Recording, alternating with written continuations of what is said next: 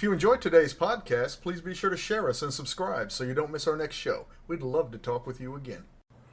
Good afternoon, everyone. We're wrapping up another week, and I hope yours has been productive and enjoyable. We had both the Republican and Democrat contenders sparring on their respective debate stages over the past few days.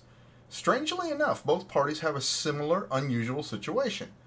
On the Republican side, Donald Trump, Nikki Haley, and Ron DeSantis qualified for this last debate before the actual primary voting begins. But Trump, again, stayed out and ran another competing event on Fox or something or other. I didn't watch that. I figured I'd show him the same respect he's shown everyone else. None. On the Democrat side, Joe Biden and the Democratic National Convention have decided that there really won't be any primaries. They continue their candidate and thus voter suppression in hopes of delivering Sleepy Joe his undeserved coronation. It's fitting that these are the two that the respective parties seem dead set on pitting against each other. Again, they have the same disrespect for democracy and fair play. Democratic candidates Marianne Williamson and Dean Phillips went ahead and organized their own event. As such, it was predictably underwhelming, being held at a DoubleTree hotel, but more significant for its true grassroots effort. The Democratic debate was earlier in the week, so I waited until I had at least audio of both to begin working on today's episode. I was unable to get good audio of the Democratic debate. It was held on a Sirius satellite radio station, and my attempt to sign up would not work for some reason. I had to search for video from other sources and after the fact, and the audio and video quality was very poor. Whoever ran sound for that event should not quit their day job. Similarly, the Republican debate, hosted by CNN, was kept behind a paywall, and I had no avenue to grab the video, but I was able to listen. We will start with the Republicans, but I will try to bring the Democrats in, subject by subject, if there is any overlap on a topic. Try to make it seem like they're debating each other right now. The tone and answers from the competing camps you will see is very different and in stark contrast to one another. It makes me hope even more that these folks are able to overcome the obstacles in their respective ways and grab their party's nominations so they can square off in the general. Just hours ago, the Republican field narrowed once again. Former New Jersey Governor Chris Christie ended his bid for the presidency. So, with one fewer candidate in the running, let's start with the decision voters here in Iowa are about to face. That's right. Chris Christie has bowed out. He fought long and hard, but he just never had a chance. He had a standout message in this GOP field of kid glove-wearing candidates. While they danced around the elephant in the room, the big, orange, indicted elephant, afraid to really call him out, Big Chris was on the Cheeto like a dog on a bone. Unfortunately, that message doesn't sell with the majority of the GOP voters. I think it was a welcome one to independents, but the base statistically likes their gloves soft as a baby's ass when they touch Trump. In this light, while Haley and DeSantis' softballs look weak to me, they are well calculated to this audience, so at least strategically correct. Governor DeSantis, why should voters who are looking for an alternative to the current frontrunner, former President Trump, vote for you rather than former Governor Haley? Okay, I'm going to cut as much BS out of these clips as possible. By that I mean personal attacks on rivals and repetitive catchphrases. My edits are not an attempt to twist candidates' words to say something other than what they meant to say. It's just not value added. The full debate can be found if you want to check and torture yourself. Honestly, these are pretty much exclusively found in the Republican debate. These two do not like each other, and it shows. The two Democrats were refreshingly cordial and supportive of one another. Donald Trump's running to pursue his issues. Nikki Haley's running to pursue her donors' issues. I'm running to pursue your issues. This is our first example of a repetitive catchphrase. DeSantis said this over and over through the whole debate. It was annoying, but it's catchy, it's short, and you remember it, so whoever wrote it did a good job. I'm the only one running that's delivered on 100% of the promises that I've made. We've delivered huge victories in the state of Florida, things that Republicans have been asking for a generation. I'm also the only one running that has beaten the left time and time again. We beat the teachers union on universal school choice. We beat Soros on crime. We beat Fauci on COVID. We beat the Dems on election integrity. And I beat the left by banning China from buying land in the state of Florida. I'm the only one that's going to be able to lead this country's revival. I'm asking for your support, and I won't let you down. Governor Haley, a response? Well, I think this is a time that we know that we need a new generational leader. We have watched our country be in disarray. We see the world on fire, and we need someone who's had executive experience. I've been a two-term governor that took a double-digit unemployment state and turned it into an economic powerhouse. I was at the UN. I dealt with Russia, China, Iran every day. Good opening statements from both, I must say. Haley would then launch into an attack on DeSantis. I'll leave it in, but trim it up as much as possible. But you're going to find out tonight that there's going to be a lot of Ron's lies that have happened. There are at least a couple of dozen so far that he's done. So what we're going to do is, rather than have him go and tell you all these lies, you can go to DeSantisLies.com and look at all of those. There's at least 24 lies that he's told about me, and you can see where fact checkers say exactly what's going to happen. And exactly why it's every time he lies. Drake University, don't turn this into a drinking game, because you will be overserved by the end of the night. You mentioned that website so many times in the course of the evening that I really think it got to be counterproductive. We get it. Move on. The zinger was fun, though. I give her credit. Now, let's introduce our Democratic candidates. Well, please welcome Dean Phillips and Marianne Williamson once again. Thanks, everybody.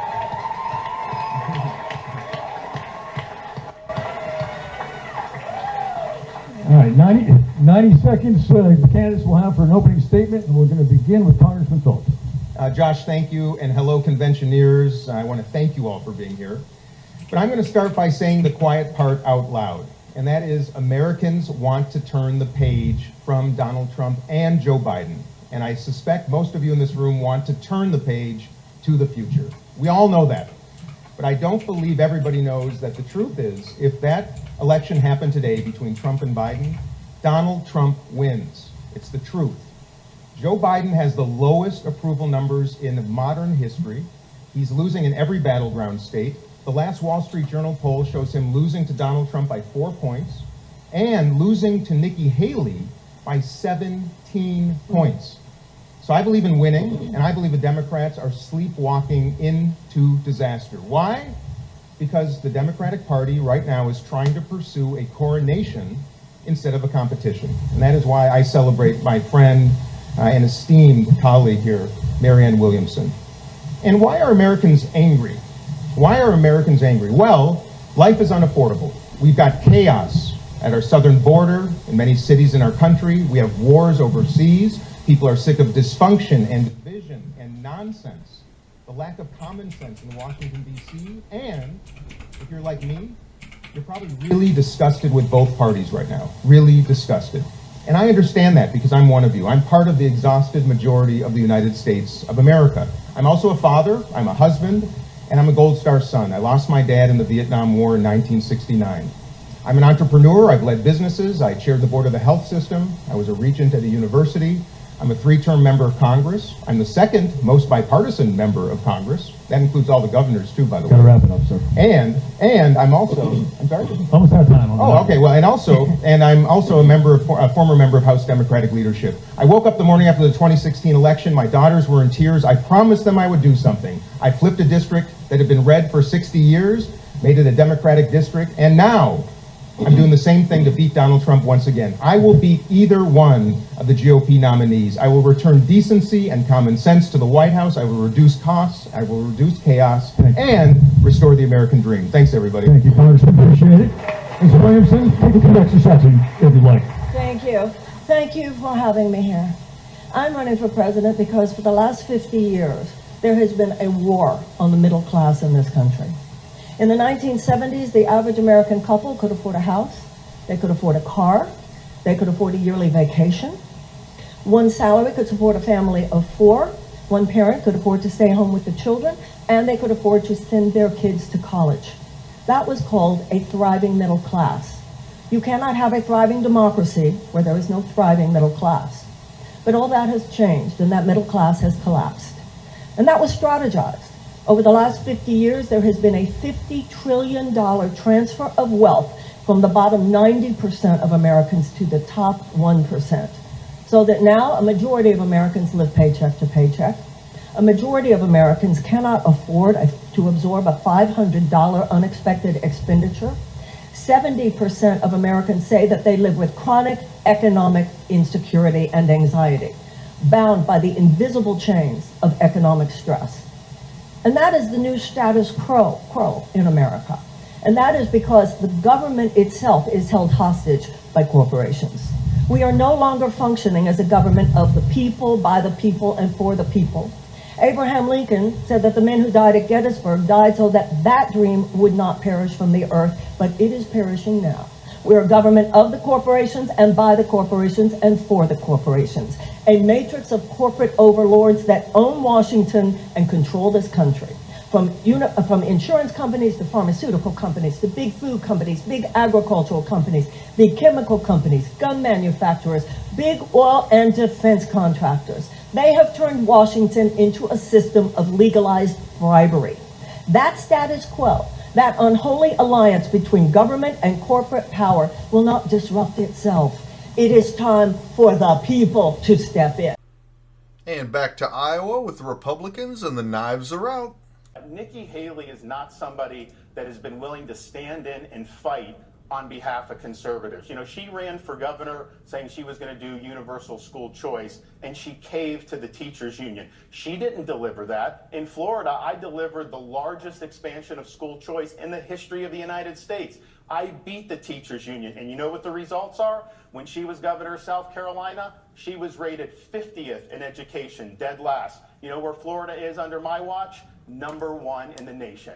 Your response, Governor Haley? Why don't we talk about the fact that if we're going to say this, when Ron was representing Florida, he said that he promised not to raise the debt limit when he got to D.C., yet he raised the debt limit by hundreds of billions of dollars. He used to support Ukraine. He supported Ukraine when President Obama was in office. Now he's trying to copy Trump and saying that he no longer supports Ukraine and doesn't want to give them foreign aid anymore.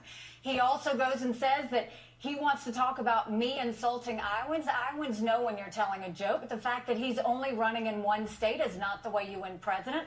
I'm running in all states. But he should tell Iowans why he authored legislation to ban the renewable fuel standard that's so important to Iowans' economy, and the fact that he co-sponsored 5 different pieces of legislation to get rid of it.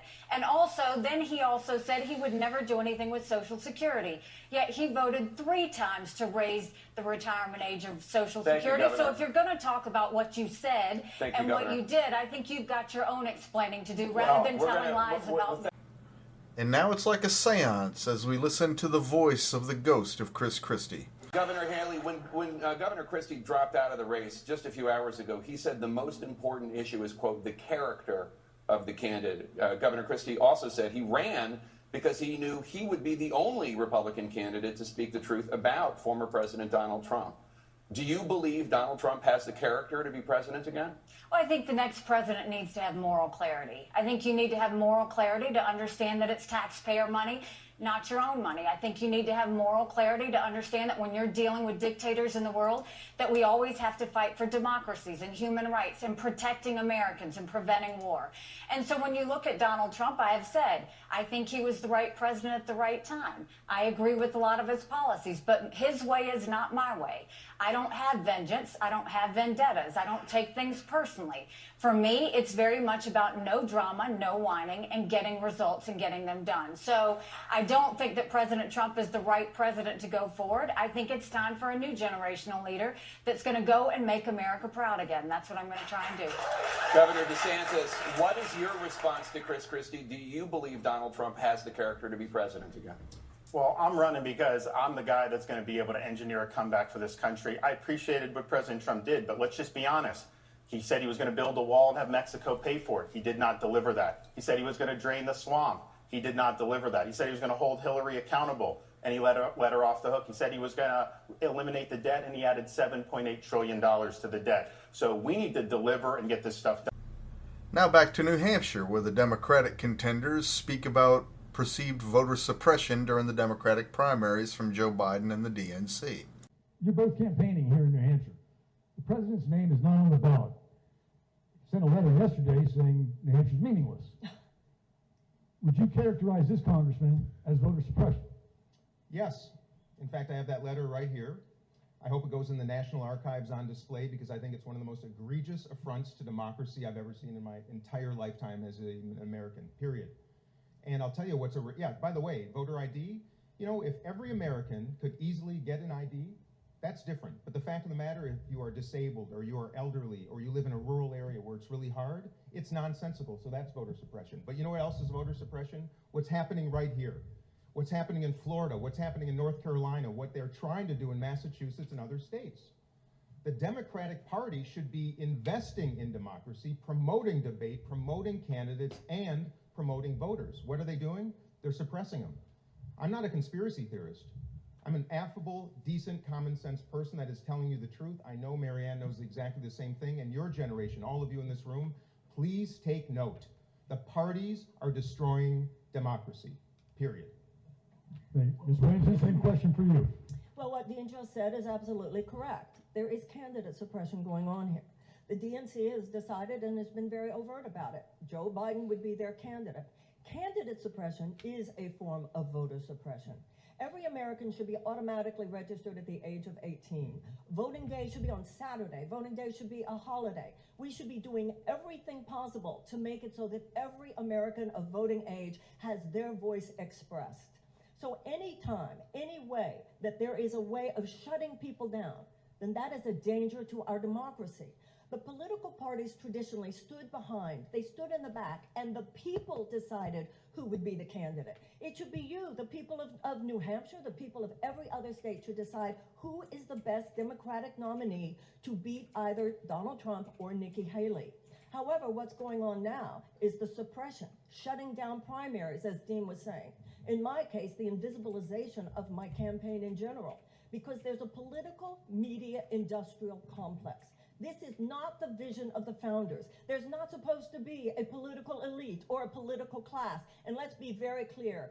Thomas Jefferson said, the only safe repository for power in the United States is in the hands of the people, not the hands of those guys. And their idea that they've got this, like they got this in 2016. They don't got this, you do, and we do. Wow, no love lost for Biden. Let's see how the Republicans are feeling about Trump. I wish Donald Trump was up here on this stage. He's the one that I'm running against. He's the one that I wish would be here. He needs to be defending his record. Right now, he's not defending the fact that he allowed us to have $8 trillion in debt over 4 years that our kids are never going to forgive us for. The fact that he didn't deal with China when it came to stealing intellectual property. The fact that they gave us COVID. The fact that they've gone and continued to put up Chinese police stations and continue to threaten our military. He didn't do enough to make sure that we were really standing with our friends and doing some other things. What we need is a leader that's not looking at 4 years and 8 years. We need a president that's looking at 20 and 30 years. Because I want my kids to have a good future. I want them to have one without debt, one where they can read, one with secure borders, one where we have law and order, and one where America is strong. All right, well, let's talk about the economy on both sides of the aisle. I want to talk about the economy, which according to a recent Des Moines Register poll shows that the economy is the top issue for caucus goers here. So Governor Haley, the rate of inflation is down. Prices, though, are still high, and Americans are struggling to afford food, cars, and housing. What is the single most important policy that you would implement as president to make the essentials in Americans' lives more important? I think we have to acknowledge that Republicans and Democrats have both done this. I mean, the fact that they've done all of this wasteful spending. They did a $2.2 trillion COVID stimulus bill that expanded welfare, that's now left us with 80 million Americans on Medicaid, 42 million Americans on food stamps. That's a third of our country. What I will do is I think it's time we have an accountant in the White House. We have to have someone that respects taxpayer dollars. And we'll start by clawing back $100 billion of unspent COVID dollars that are still out there. We'll go in, instead of 87,000 IRS agents going after middle America, we'll go after the hundreds of billions of dollars of COVID fraud, $1 out of every $7. If 8% of our budget is interest, quit borrowing, cut up the credit cards. I had to balance a budget as governor. You have to balance a budget every day. Why is Congress the only group that refuses to balance a budget? We'll stop the spending, we'll stop the borrowing, we'll eliminate the pet projects and the earmarks, and I'll veto any spending bill that doesn't take us back to pre-COVID levels. And then we want to make sure that we allow the middle class to breathe. We're going to eliminate the federal gas and diesel tax in this country and cut taxes on the middle class and simplify those brackets. targets. And then we want to make the small business tax cuts permanent. They made corporate tax cuts permanent, but they made small business tax cuts temporary. Small businesses are the heartbeat of America. We need to prove it by making those tax cuts permanent. Governor DeSantis, what's your response? How would you make those essentials more affordable for Americans? Well, I disagree with Ambassador Haley. We don't need an accountant in the White House. We need a leader in the White House, and that's what I would bring. I've spoken with Iowans. I'm visiting all 99 counties, and also folks all across this country. The American dream is slipping away. People are working hard. They're getting the most out of their God-given ability. They're doing everything right, and they're falling further and further behind. Trying to afford a new home today, your monthly mortgage payment would probably be twice as much as what it would have been if you were starting out 5 years ago. We have to make the economy work for those folks. Yes, I'm going to battle the spending. In Florida, you look, we have the national debt clock going up to $34 trillion. I see it. If you did a debt clock for the state of Florida, it would be counting down because we've paid down 25% of our state debt just since I've been governor. We're going to open up all energy for production because that will be deflated. We need to fly a flag of bold colors, carrying the banner of putting the American people first, not the pale pastels of the warmed over corporatism of people like Nikki Haley. Governor Haley, I want to bring you in, but because Governor DeSantis mentioned the gas tax, you do want to eliminate the federal gas tax, and that tax generated approximately $40 billion in 2022 and helps pay for road construction and repair. So how would you fix America's roads and bridges if you take that money away? When it comes to the gas tax, when we eliminate that federal tax, the money is collected in the states and they send it to the feds. The feds attach a lot of strings to it and send it back. 75% comes from the state, 25% comes from the federal government. What they do when they add those strings is they pay for a lot of things that aren't roads, green spaces, sidewalks, all of those things, but they attach strings. I want that money to stay in the states.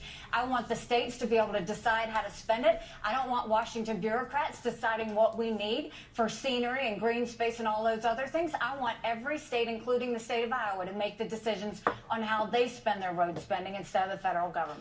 Country. Governor DeSantis, at a CNN town hall last week, you said you support a flat tax, which is a single income tax rate for every American.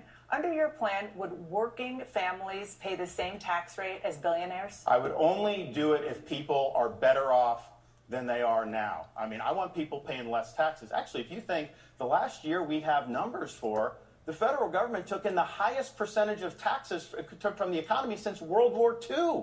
And yet they're going deep into debt. We have a spending problem in this country. It's not a tax problem in this country. And if you had something that was simple and transparent, not only would that be better for economic growth, it's also better to end the weaponization of government. The IRS has been weaponized against conservatives going back to the Obama administration. I was there for that. No one's been held accountable for doing that. You look at the Federal Bureau of Investigation, the Department of Justice. The weaponization of federal power ends the day I become the president of the United States. There's going to be a new sheriff in town. We're going to restore the constitutional accountability that our founding fathers envisioned when they formatted the Constitution. And, I've talked to folks who have overbearing federal agencies. I mean, you have farmers who have the EPA coming on their farmland because there's maybe a puddle there, waters of the United States. Give me a break. So we're going to reduce the size of government, but we're also going to reduce the scope of government. And in Florida, I've actually delivered on this.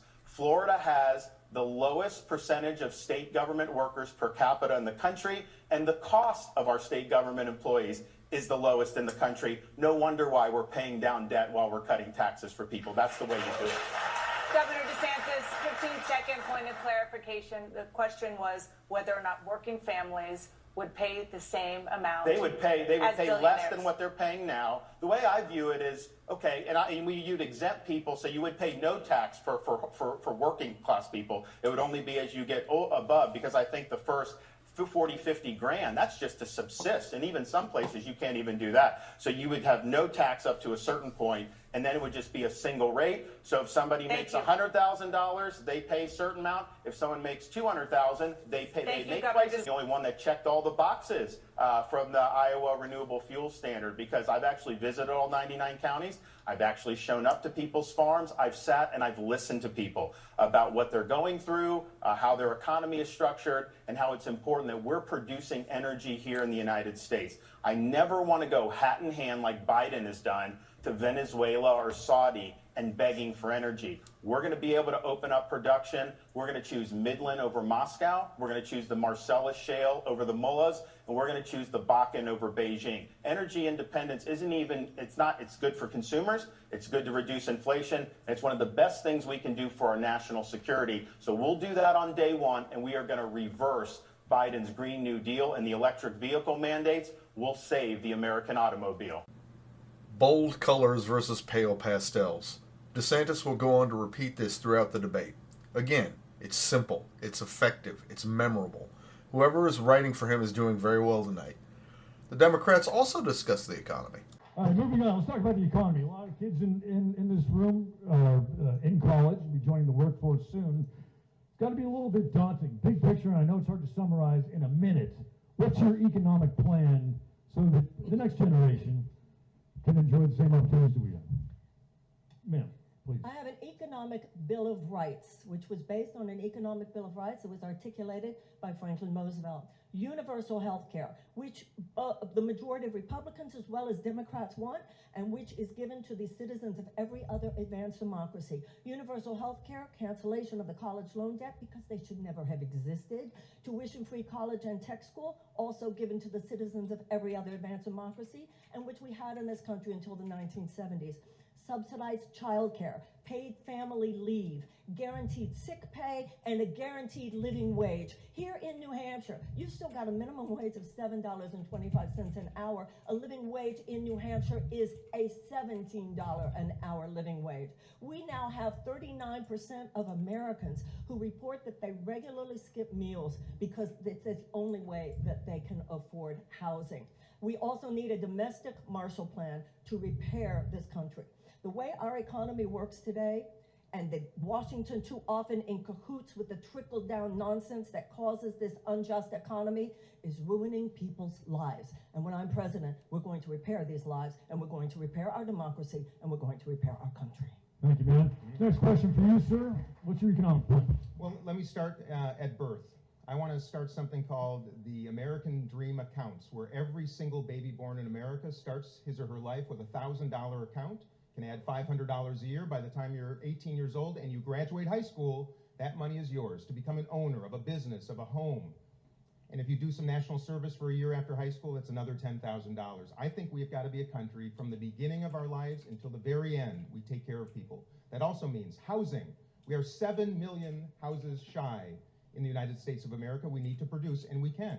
Healthcare for all. We spend twice as much as any nation in the world. Our outcomes are mid-pack, and we let pharmaceutical companies charge us multiples of anybody in the world. Healthcare for all through Medicare for all. Education for all.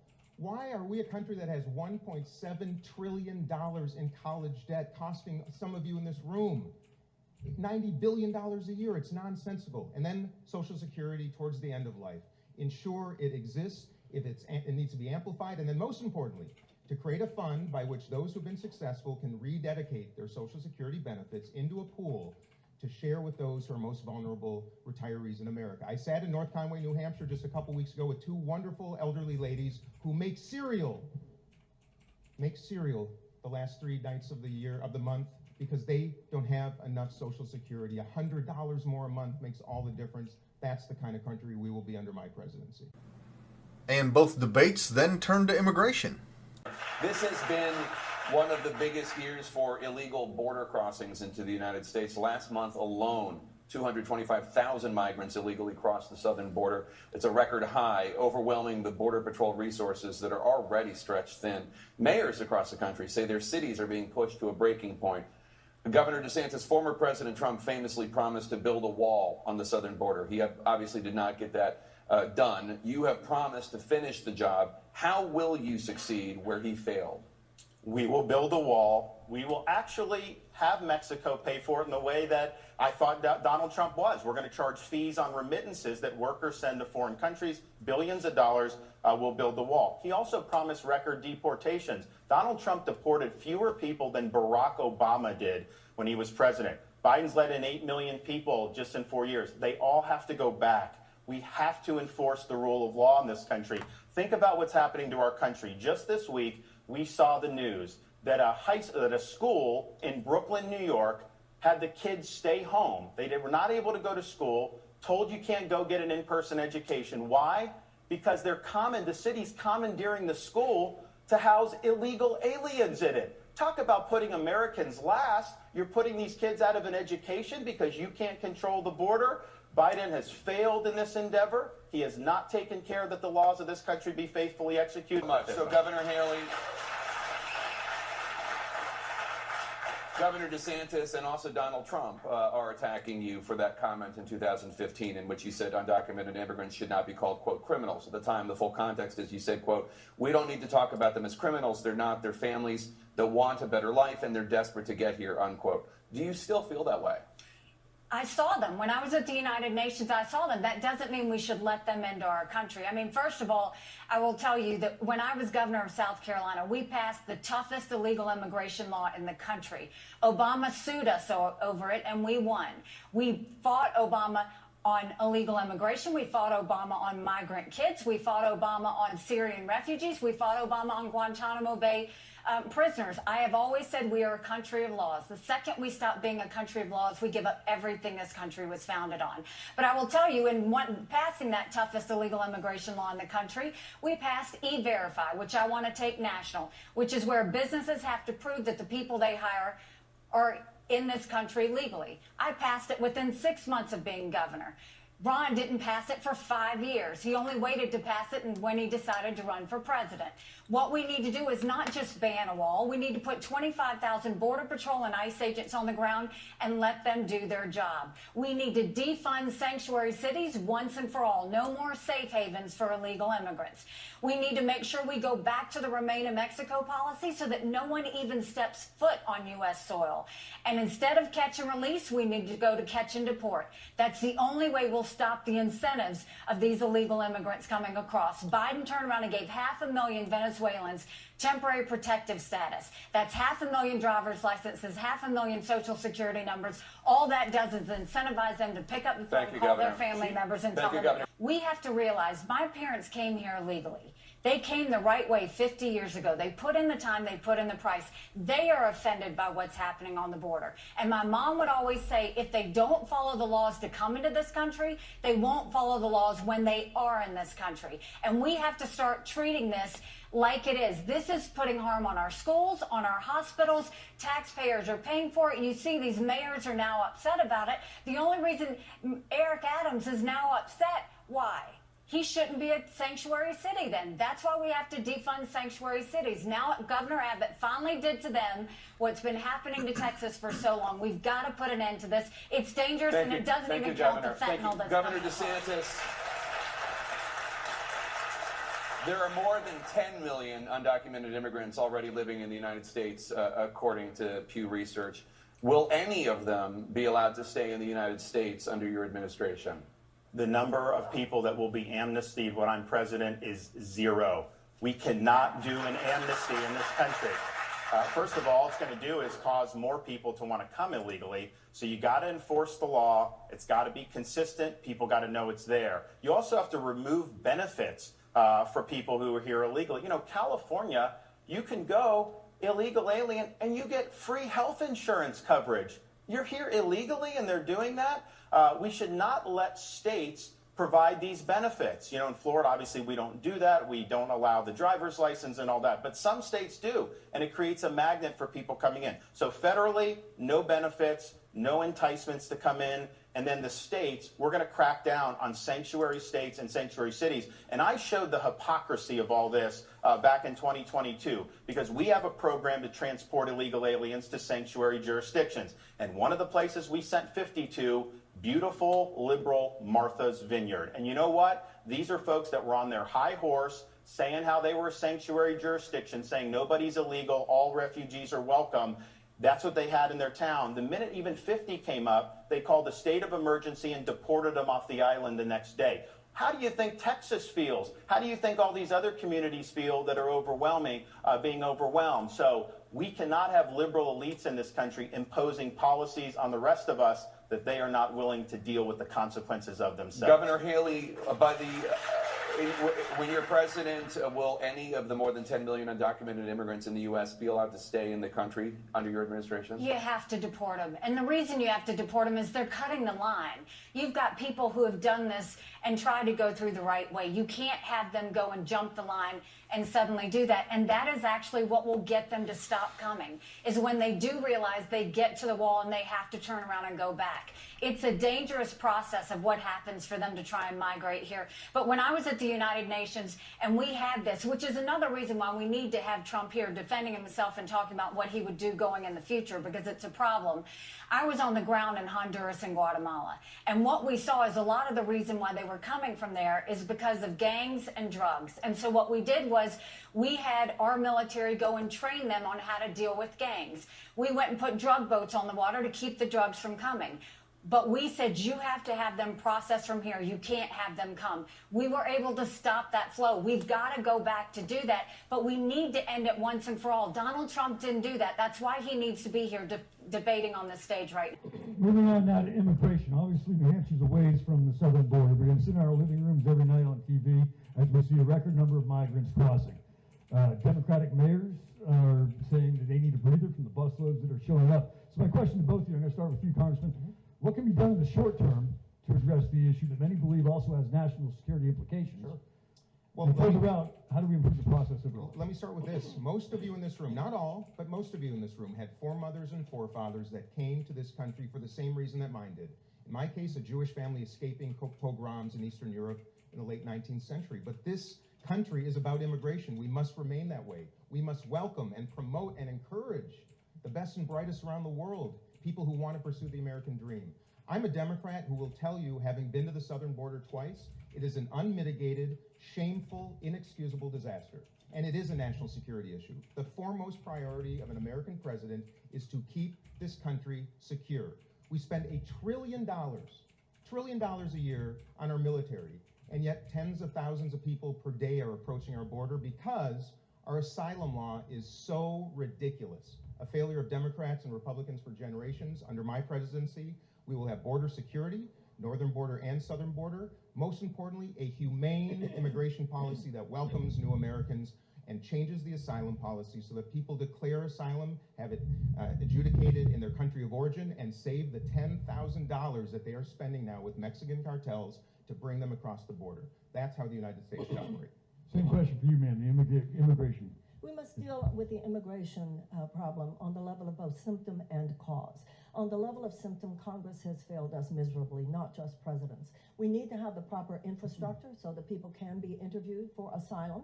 If they have the establishment of credible fear, then of course they are moved on to their next step, getting into integration into American society. If not, they must go home to their country of origin.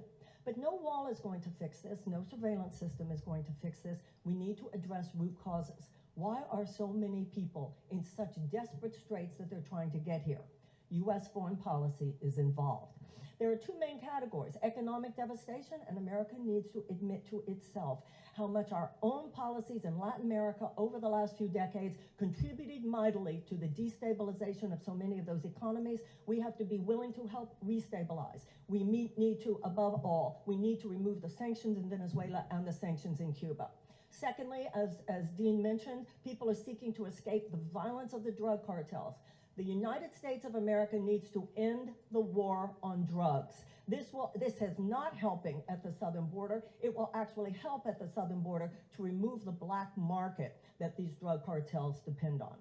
As president, I will, not only on this issue, but on many issues, not just address symptoms in a transactional way, but address root causes in a transformational way. Whoa, what just happened there? Was that Democrats and Republicans both acknowledging that there is a problem at our borders and the current paradigm is not working? Of course, the nuanced ideas are different, but the core beliefs are tracking somewhat. That was very refreshing. And now we pivot to foreign policy. Governor, thank you. Let's turn to foreign policy. You have expressed different visions for how the U.S. should approach the international conflicts. And I want to start with Ukraine. It's been nearly 2 years since Russia invaded Ukraine, and there is still no end in sight to that war. Governor Haley, you say that this is a, quote, war about freedom, that Ukraine must win. Governor DeSantis says, quote, we need to bring this war to an end. Do you believe he shares your commitment to a Ukrainian victory? Nobody knows what he believes, because when President Obama was in office, he supported foreign aid to Ukraine. Now he's copying Trump and trying to act like he doesn't want to support Ukraine. But let me tell you why Ukraine should matter. First of all, I don't think we should give cash to any country, friend or foe, because you can't follow it, you can't hold it accountable. I don't think we need to put troops on the ground, and Ukrainians want to win this themselves. But dictators always do what they say they're going to do. China said they were going to take Hong Kong, they did. Russia said they were going to invade Ukraine. We watched it. China says Taiwan is next. We better believe them. Russia said once they take Ukraine, Poland and the Baltics are next. Those are NATO countries, and that puts America at war. This is about preventing war. It's always been about preventing war. If we support Ukraine, that's only 3.5% of our defense budget. Biden and no one else is telling the American people the truth about that. The Europeans have put in more than that, and they should. It's their neighborhood. But this is a pro-American, freedom-loving country. And we better remember that you have to be a friend to get a friend. And we needed a lot of friends September 12th. We've got to make sure that we're having the backs of the right friends, because if Russia wins, China wins. There's a reason the Taiwanese want us to help the Ukrainians, and that's because they know if Ukraine wins, China won't invade Taiwan. This is about preventing war. Governor DeSantis.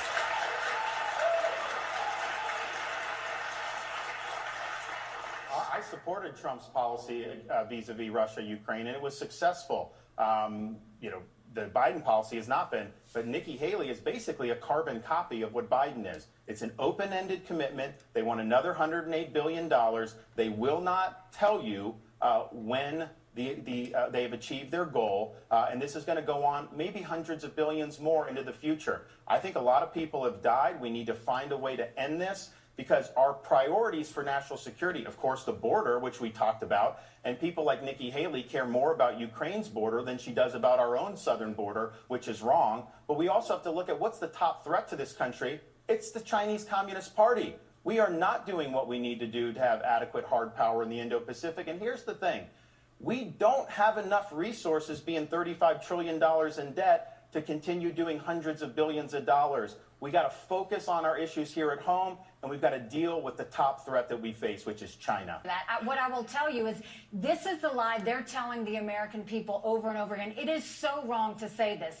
They're saying you have to choose between Ukraine or Israel and securing the border. Supporting Ukraine is 3.5% of our budget. I don't want cash going. It's equipment and it's ammunition. If we support Ukraine and Israel, that's only 5% of our defense budget. So you're going to borrow that? If we support Ukraine, Israel, and secure the border, that's less than 20% of Biden's green subsidies. You do not have to choose when it comes to national security. This is about keeping Americans safe. This is about preventing war. This is about keeping our military men and women from having to fight a war. And you only do that when you focus on national security, not telling lies to the American people that they have to choose. That is wrong. That's never been the case. So here's the problem with what she's saying. She doesn't articulate how this comes to an end, except she was asked after the last debate by, I believe, Megyn Kelly, and she said, you bring it to an end by bringing Ukraine into NATO. But, of course, we're a NATO country, so if you bring Ukraine into NATO, that puts the United States at war. Megyn said that to her, and then she basically gave a word salad as to how you go from there. Let's stay on foreign policy. I want to turn to the Israel-Hamas war. You both have said that you unequivocally support Israel. You both have called for the complete elimination of Hamas. Governor DeSantis, there are real disagreements within Israel about how to handle what happens in Gaza after the war against Hamas is over. Some Israeli cabinet officials are pushing for the mass removal of Palestinians from Gaza. Governor Haley told CNN last week she does not support that. Do you? So we got to support Israel in word and in deed, in public and in private. And they need to be able to finish the job. Joe Biden is kneecapping them. He'll say one thing, then he goes, and his base doesn't like Israel, so he's got to do all these other things. This is a time to recognize that they suffered the most deaths of Jews, murder of Jews since the Holocaust. Hamas wants a second Holocaust. They want to annihilate the state of Israel. So I think to be a good ally, you back them in the decisions that they're making with respect to Gaza. Look, there's a lot of pluses and minuses with how you're doing this. But for us to be sitting in Washington, second-guessing them, I don't think that's the right way. We also have a disagreement, Governor Haley and I. When she was at the UN, she supported the idea of a two-state solution between Israel and the Palestinian Arabs. The problem with that is the Palestinian Arabs don't recognize Israel's right to exist as a Jewish state. So doing a two-state solution doesn't create something that's going to lead to a lasting peace. It creates a stepping stone for Israel's destruction. So under no circumstances, as president, am I going to pressure Israel to risk their security to do a so-called two-state solution. She was wrong when she embraced that, and we're right to say we trust Israel to make these decisions. They're a good ally of ours. We should trust their judgment on these sensitive issues. Governor DeSantis, 15 seconds.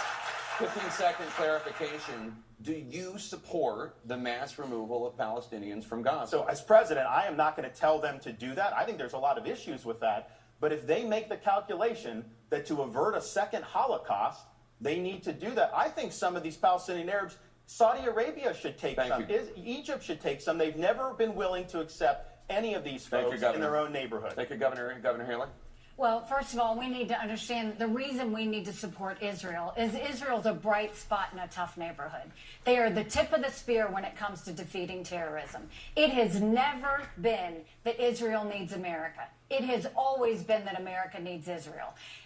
When I was at the United Nations, I fought every day for Israel. And if you would have listened to what I said at the United Nations, a two-state solution wasn't something that was possible because Israel would always come to the table and the Palestinians wouldn't. But right now, we have to make sure that Israel has the support that it needs. There should be three things. Give Israel whatever it wants to get the job done. 2, eliminate Hamas once and for all. And 3, do whatever it takes to bring the hostages home.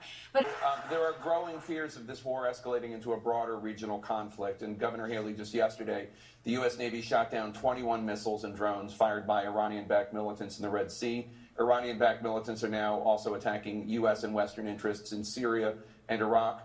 Your fellow South Carolinian Republican Senator Lindsey Graham is calling for the U.S. to conduct retaliatory strikes inside Iran. Would you order strikes inside Iran? When it comes to Iran, what we have to understand, there would be no Hamas without Iran. There would not be Houthis without Iran. There wouldn't be Hezbollah without Iran. And when you look at the strikes that are happening in Iraq and Syria, that is because of Iran. They're pulling the puppet strings. What we need to do is the idea that we've had over 130 strikes on our men and women in Iraq and Syria is unconscionable. We're supposed to have their backs.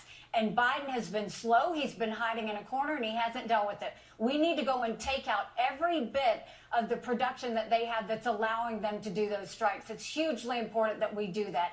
And you can't do that if you have a Secretary of Defense that is in ICU and the president doesn't even know about it. What bothers me is how does Biden not talk to his Secretary of Defense every single day, knowing that we have a war in Europe, a war in the Middle East, that we have our American military with strikes going on them. We've got brain injuries. My husband is deployed right now. As a military spouse, the idea that the Secretary of Defense would not even be in contact with the president, much less in contact with his staff, is unforgivable. Governor DeSantis. After the attacks against Israel, anyone with half a brain knows Iran is behind this. They fund Hamas. They fund Hezbollah. We did a special session in the legislature down in Florida. We expanded sanctions against Iran. If we were our own country, we'd be the 14th largest economy in the world. The root of this is Biden came into office and he relaxed the sanctions on Iran. They've had massive amounts of money flooding into their country, just like under the Obama administration. They take that money and they use it to fund jihad around the world. I'm the only one running for president that served in the armed forces. I deployed to Iraq back in 2007, 2008. So I understand what our military goes through. I would never put our troops in harm's way like Biden is doing in the Middle East without defending them with everything they got. If you harm a hair on the head of one of our service members, you are going to have hell to pay. He's leaving them out to dry, and I think it's disgraceful for a commander-in-chief to do that. And now we'll hear from the Democrats on their ideas for foreign policy. Let's shift to foreign policy now. Plenty there to talk about, right? Ms. Williamson, how would your administration handle Russia's invasion of Ukraine in contrast to how the Biden administration has handled it? Well, first of all, the United States does not have clean hands when it comes to how we dealt with NATO in the run-up to the invasion and our Aegis missiles in Poland and elsewhere. However, none of that justifies the atrocious behavior of Vladimir Putin. For that reason, the fact that I do feel that the United States needs to take a stand, that people such as Vladimir Putin we do not need them thinking they can just grab a piece of a country as they want to.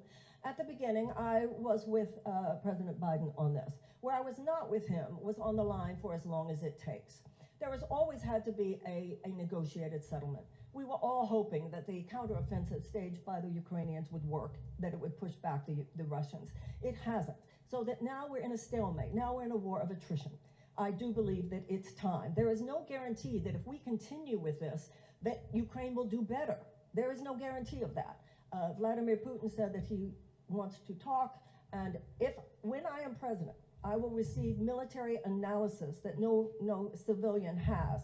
If I receive the military analysis that leads me to believe that what I just said is 100% true, I will be open to a conversation with Vladimir Putin. Thank you, ma'am. Do you agree with her, sir? Well, I agree that everything we're going to talk about today should have been solved upstream. We could have prevented so many of the problems we're facing right now, both domestically and overseas. In 2014, when Joe Biden was vice president, he let Putin walk right into Crimea and took it with impunity. Nothing to prevent it, nothing to do anything about it. And what does Putin do? We all know this. He takes an inch, he waits, and if no response, then he'll take a mile. This was all predictable. All predictable. So the answer is it should have been prevented years ago, but here we are now. And yes, we should help Ukraine defend itself because he is a tyrant, he is a disaster, and he is a very dangerous man. This is the most important part. My dad died in Vietnam. It was an unnecessary, sickening war. But the world then saw the United States gave up because it was a bad decision to begin with. They saw us exit Afghanistan in a total chaotic mess. And if we exit our support from Ukraine right now, mark my words, our adversaries around the world are watching. And if they see the United States once again fold, if they see us fold, we're in big trouble. So I wish this had never happened. I wish we were not spending tens of billions of dollars again litigating a war when we should be investing in American people and all of you in this room. That's why I serve on the Foreign Affairs Committee. I'm the ranking member of the Middle East, North Africa, and Central Asia Subcommittee, because this is the most important investment of our lifetimes to make sure that we have peace around the world. Stay with you, Congressman. Perhaps even more complex situation involving Hamas, Israel, Palestinians. How would your administration be different from the president's? Well, look, I respect Joe Biden, but he's been in Washington for 50 years. He is part of a generation of people in Washington who've done nothing else but serve in Washington. And they're looking at this crisis in the Middle East the same way after Israel was founded. The same bloodshed, the same cycle of violence for 75 years. And that's why I'm saying it's time for change. We need new leaders from the West Bank to the West Wing. And I think that's really important. I deeply love Israel. I'm a Jewish man. My family escaped pogroms. The Holocaust was real. And Jewish people need a place of refuge because when they came to the United States during the Holocaust, we were turned away. There needs to be a Jewish state. Benjamin Netanyahu is not a good man. The settlement policy, a disgusting policy. His cabinet, awful. But Hamas has got to be destroyed. They are keeping 8 American hostages right now, my friends. Every morning and every night, the United States president should be referring to the 8 Americans being held by this terrorist organization. As the first Jewish president in America, I will sign documents supporting and recognizing a Palestinian state because we need 2 states. We need peace and prosperity for the Jewish people in Israel and Palestinian people in Palestine. Under my presidency, we will get it done. Thank you, sir. Same question for you on Israel-Palestine. I agree with everything that Dean said. We need to have an immediate ceasefire. I called for this ceasefire before it even began. We do need a full release of those hostages. Remember, some of those hostages are American, by the way. I will find out, is there a way that there is any behavior, any action on the part of the United States that could bring them home? And also, then, as Dean said, we need to get immediately to the architecture for a 2-state solution. It is absolutely the only solution. It's very encouraging to hear the 2 different parties having a little overlap on this issue. On the Republican side of the debates, they move towards China. We're moving on to a topic, governors, that both of you have made central to your campaigns, and that is China. Governor Haley, American farmers were hurt by former President Trump's trade war with China. As a result, his administration paid out $28 billion in subsidies to farmers. You have vowed to be even tougher than Donald Trump on China. If your trade policies also end up hurting America's farmers, are you prepared to cut a check just like he did? Well, that's why Trump should be here on this debate stage. He should have to defend it. So first of all, I've said China is our #1 national security threat. I fought them every single day at the United Nations. I know what they're capable of. The first thing we have to do is we have to make sure we stop selling them any land and we take back the land they already purchased. We need to go to our universities and we say, you either take Chinese money or you take American money, but the days of taking both are over. We need to stop all of the technologies that are going to China.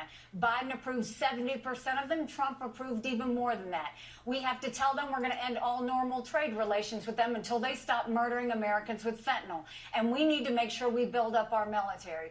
But the biggest thing, I was very attached to China in terms of trade. And the one thing we'll do is we won't wait for the China to pull the rug out from under Iowans. What we'll do is instead we will move that trade to where we have friends. We will go and build partnerships. India, Japan, South Korea, Philippines, Australia, Israel. We will go and move that trade over. Right now, you can ask our farmers, when they go and they buy from China, China orders, cancels the order, then goes and tries to buy it cheap. That's what China does.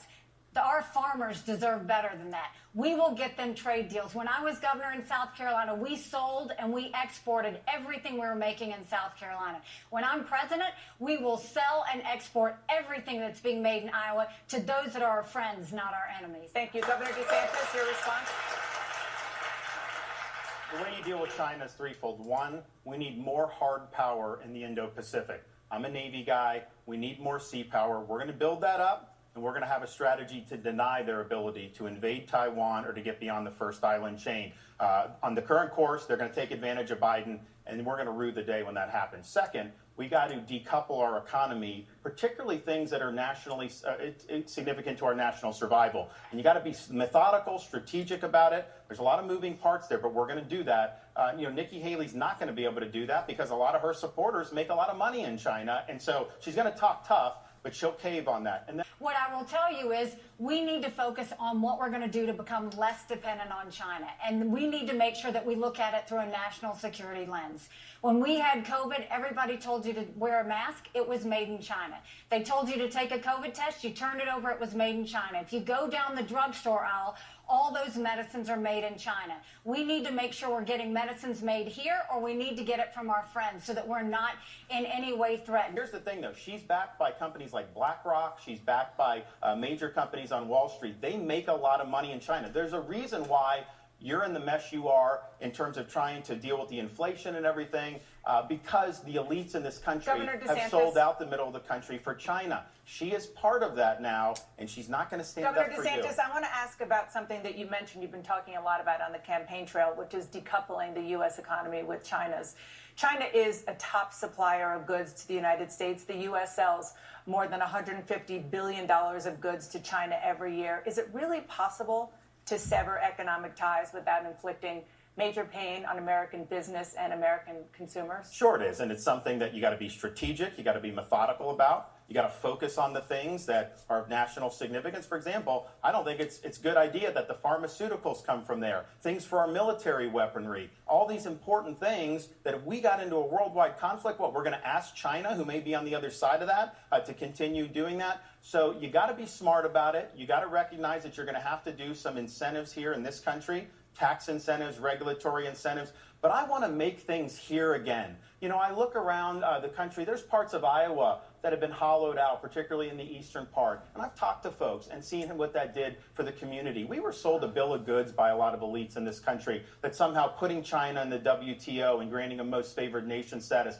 was going to lead to our manufacturing exporting a bunch of stuff there. Instead, they've gobbled up so much more manufacturing. I don't think you can be a first-rate power unless you have a very strong industrial base. So we're going to do that here. We're going to work on workforce education. Not everyone needs to do a 4-year brick and ivy university. That's not the best way or only way for people to succeed. We're going to do skilled trades. We're going to do vocational. We've done that in Florida. It's going to be a really, really big thing. But I just think the middle of the country has to have those good paying jobs, and we can't put the interests of some of the people on Wall Street over the interests of Americans on Main. Back in New Hampshire, the Democratic candidates were asked what their top priorities would be in their burgeoning administrations. It goes back to you. Yesterday, a Biden campaign official indicated that if he wins the second term, top priority will be abortion. What's your top priority if you win? My top priority. I'm sorry, Congressman. Oh, I'm sorry. Forgive me. Well, let me start by saying I'm 150% pro-choice. I believe in freedom, I believe in liberty, I believe government should have nothing to do with what a woman does with her body, particularly men, period. With that said, it is a very important issue. And by the way, Democrats should have codified reproductive rights into law when we had the chance in past years. That's the beginning. Under my presidency, that will be done. But economic despair, costs are out of control, people cannot afford their lives. 60% of Americans are living paycheck to paycheck. 40% cannot afford a $400 emergency. That is why Joe Biden is losing and will lose to Donald Trump. He is not listening to what is going on in America. It's not about GDP growth. Most of that accrues to the 1% of Americans who have 32% of the wealth. People cannot afford their lives. I want every one of you in this room to live the American dream, and that's why under my administration, that is job 1, 2, and 3. Thank you. Same question for you, ma'am. Sorry, we're going back and forth. We were talking about abortion was the original Talking about question. abortion, but that's, Joe Biden said that was going to be his top priority, a campaign official. What will your top priority be? My top priority, the first thing I will do is to cancel the Willow Project. The next thing I will do is to cancel every contract that the U.S. government has with union-busting companies. Next thing I will do is I will audit every cent of the Pentagon, and I assume that they will lose it again, that they will fail in that audit. Next thing I will do is I will call together the nation's greatest experts on early childhood. I want to establish a Department of Children and Youth. The 90% of a child's brain is developed in the first 5 years. If we want this country to be thriving in 20 years, we need to give a lot more attention to 10-year-olds today. I will also, during that beginning phase of my presidency, I will be establishing a Department of Peace. We need to be as sophisticated and as organized in the ways we wage peace to prevent war as we are sophisticated and organized in the ways of waging war when we feel we must. We will have a peace academy as well as a military academy. We will have an army of peace builders as well as an army of military personnel, so that both cities in America as well as cities where we have influence around the world, we will help to wage peace and declare peace and save human civilization for future generations. Quick follow-up. I got to know, what does a peace academy look like? Well, peace building actually is a real thing. There are 4 factors which, when present, statistically indicate there will be a higher incidence of peace and a lower incidence of violence. None of these will surprise you. Number 1, greater economic opportunities for women. Number 2, greater educational opportunities for children. Number 3, a reduction of violence against women. And number 4, a reduction in unnecessary human despair. When those elements are present, what you have is for people who are thriving. When people are thriving, there is greater peace. Large groups of desperate people are a national security risk. They form a petri dish out of which all manner of personal and societal dysfunction arises almost inevitably, including vulnerability to ideological capture by genuinely psychotic forces. Thank you. If I could respond. Follow-up. Try to keep to about 30 seconds. And of course, 30 seconds. And I admire that, and investing in peace, because Americans and the world are sick of war. We all know that. When I'm president, I'm going to do something quite different. I'm going to have a team of rivals in the White House, just like Abraham Lincoln did. I will have a bipartisan cabinet so that every American knows that their voice is heard in the White House. Probably equally important to all of you in this room, I will have the country's first youth cabinet, a college or high school student from every one of our 50 states who meet on a quarterly basis with me as president to share your perspectives on AI, social media regulation, climate change, gun violence prevention. You've got better ideas than the lobbyists, from whom I don't take any money, by the way, so come visit me in Washington. Well, Dean made it quite clear where he stands on the abortion issue. Now let's see what the GOP candidates have to say about it. I want to turn now to the topic of abortion, which of course has been hotly debated in this Republican primary campaign. Governor Haley last week, Governor DeSantis said that former President Trump is not pro-life. Do you agree? I mean, look, I think that he did some pro-life things when he was president. You'd have to ask him. That's why he should be on this debate stage. Don't ask me what President Trump thinks. You need to have him on this debate stage and ask him for yourself. Governor DeSantis? Well, look, I think that we've stood very strongly for a culture of life. Governor Reynolds is here. She has stood strongly for a culture of life and enact pro-life protection. We've done it in the state of Florida. Donald Trump has attacked that. What they did under Governor Reynolds here in Iowa, he said that that's a, quote, terrible, terrible thing. I don't know how you square that. He was at the March for Life when he was president his last year, and he said that life's a gift from God, that the unborn are made in the image of God, and that you needed to have protections for that human life. And now saying it's a terrible, terrible thing. He's given a gift to the left to weaponize that against pro-lifers, and that's wrong. But here's the thing. Republicans need to do a better job of lifting up folks who are having children. It's very difficult to raise kids in this environment. You need to help with medical care. You need to help with affordability, and we need to help with education choice. You got to be pro-life for the whole life, and you got to have some compassion for what is going on in this country. Thank you, Governor. Oh, I'm sorry. Governor, yesterday in Iowa, you criticized Governor Haley on this issue of abortion. You said she's, quote, indulged in left-wing tropes and chastised pro-lifers. Do you believe Governor Haley is sufficiently pro-life? I think she's been confused on the issue. I think she's trying to speak to different groups with different things. But when she says things like pro-lifers need to stop talking about throwing women in jail, that's a trope. No one I've ever met thinks that that's something that's appropriate. These women are in vulnerable situations. They don't get any help a lot of times from these fathers who don't want to be there supportive. A lot of times they don't have resources themselves. So it's a very difficult situation. And we've got to have compassion for those situations. But I think when she starts bringing that in, that's using the language of the left to try to attack pro-lifers. So I think that is wrong. But at the end of the day, I do agree with her on this. Donald Trump should be on this stage. He owes it to you here in Iowa to explain this change he's had in his positioning, to explain why he has a tough time saying whether a man can become a woman or not, to explain why he wants to build a $1 billion plus big, beautiful new FBI building right in the heart of the swamp in Washington, D.C. He needs to explain why he didn't build the wall and why he added $7.8 trillion to the debt. Every candidate needs to earn your vote. Nobody's entitled to your vote. And he comes in here every now and then, he does his spiel, and then he leaves. I've shown up to all 99 counties because it's important. You're a servant of the people. You are not a ruler over the people. And that's the type of president that I will be for you.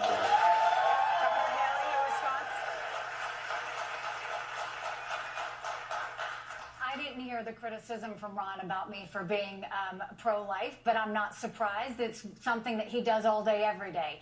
I'm unapologetically pro-life, not because the Republican Party tells me to be, but because my husband is adopted. And I've got my two sweet children sitting in front of me, and I had trouble having both of them.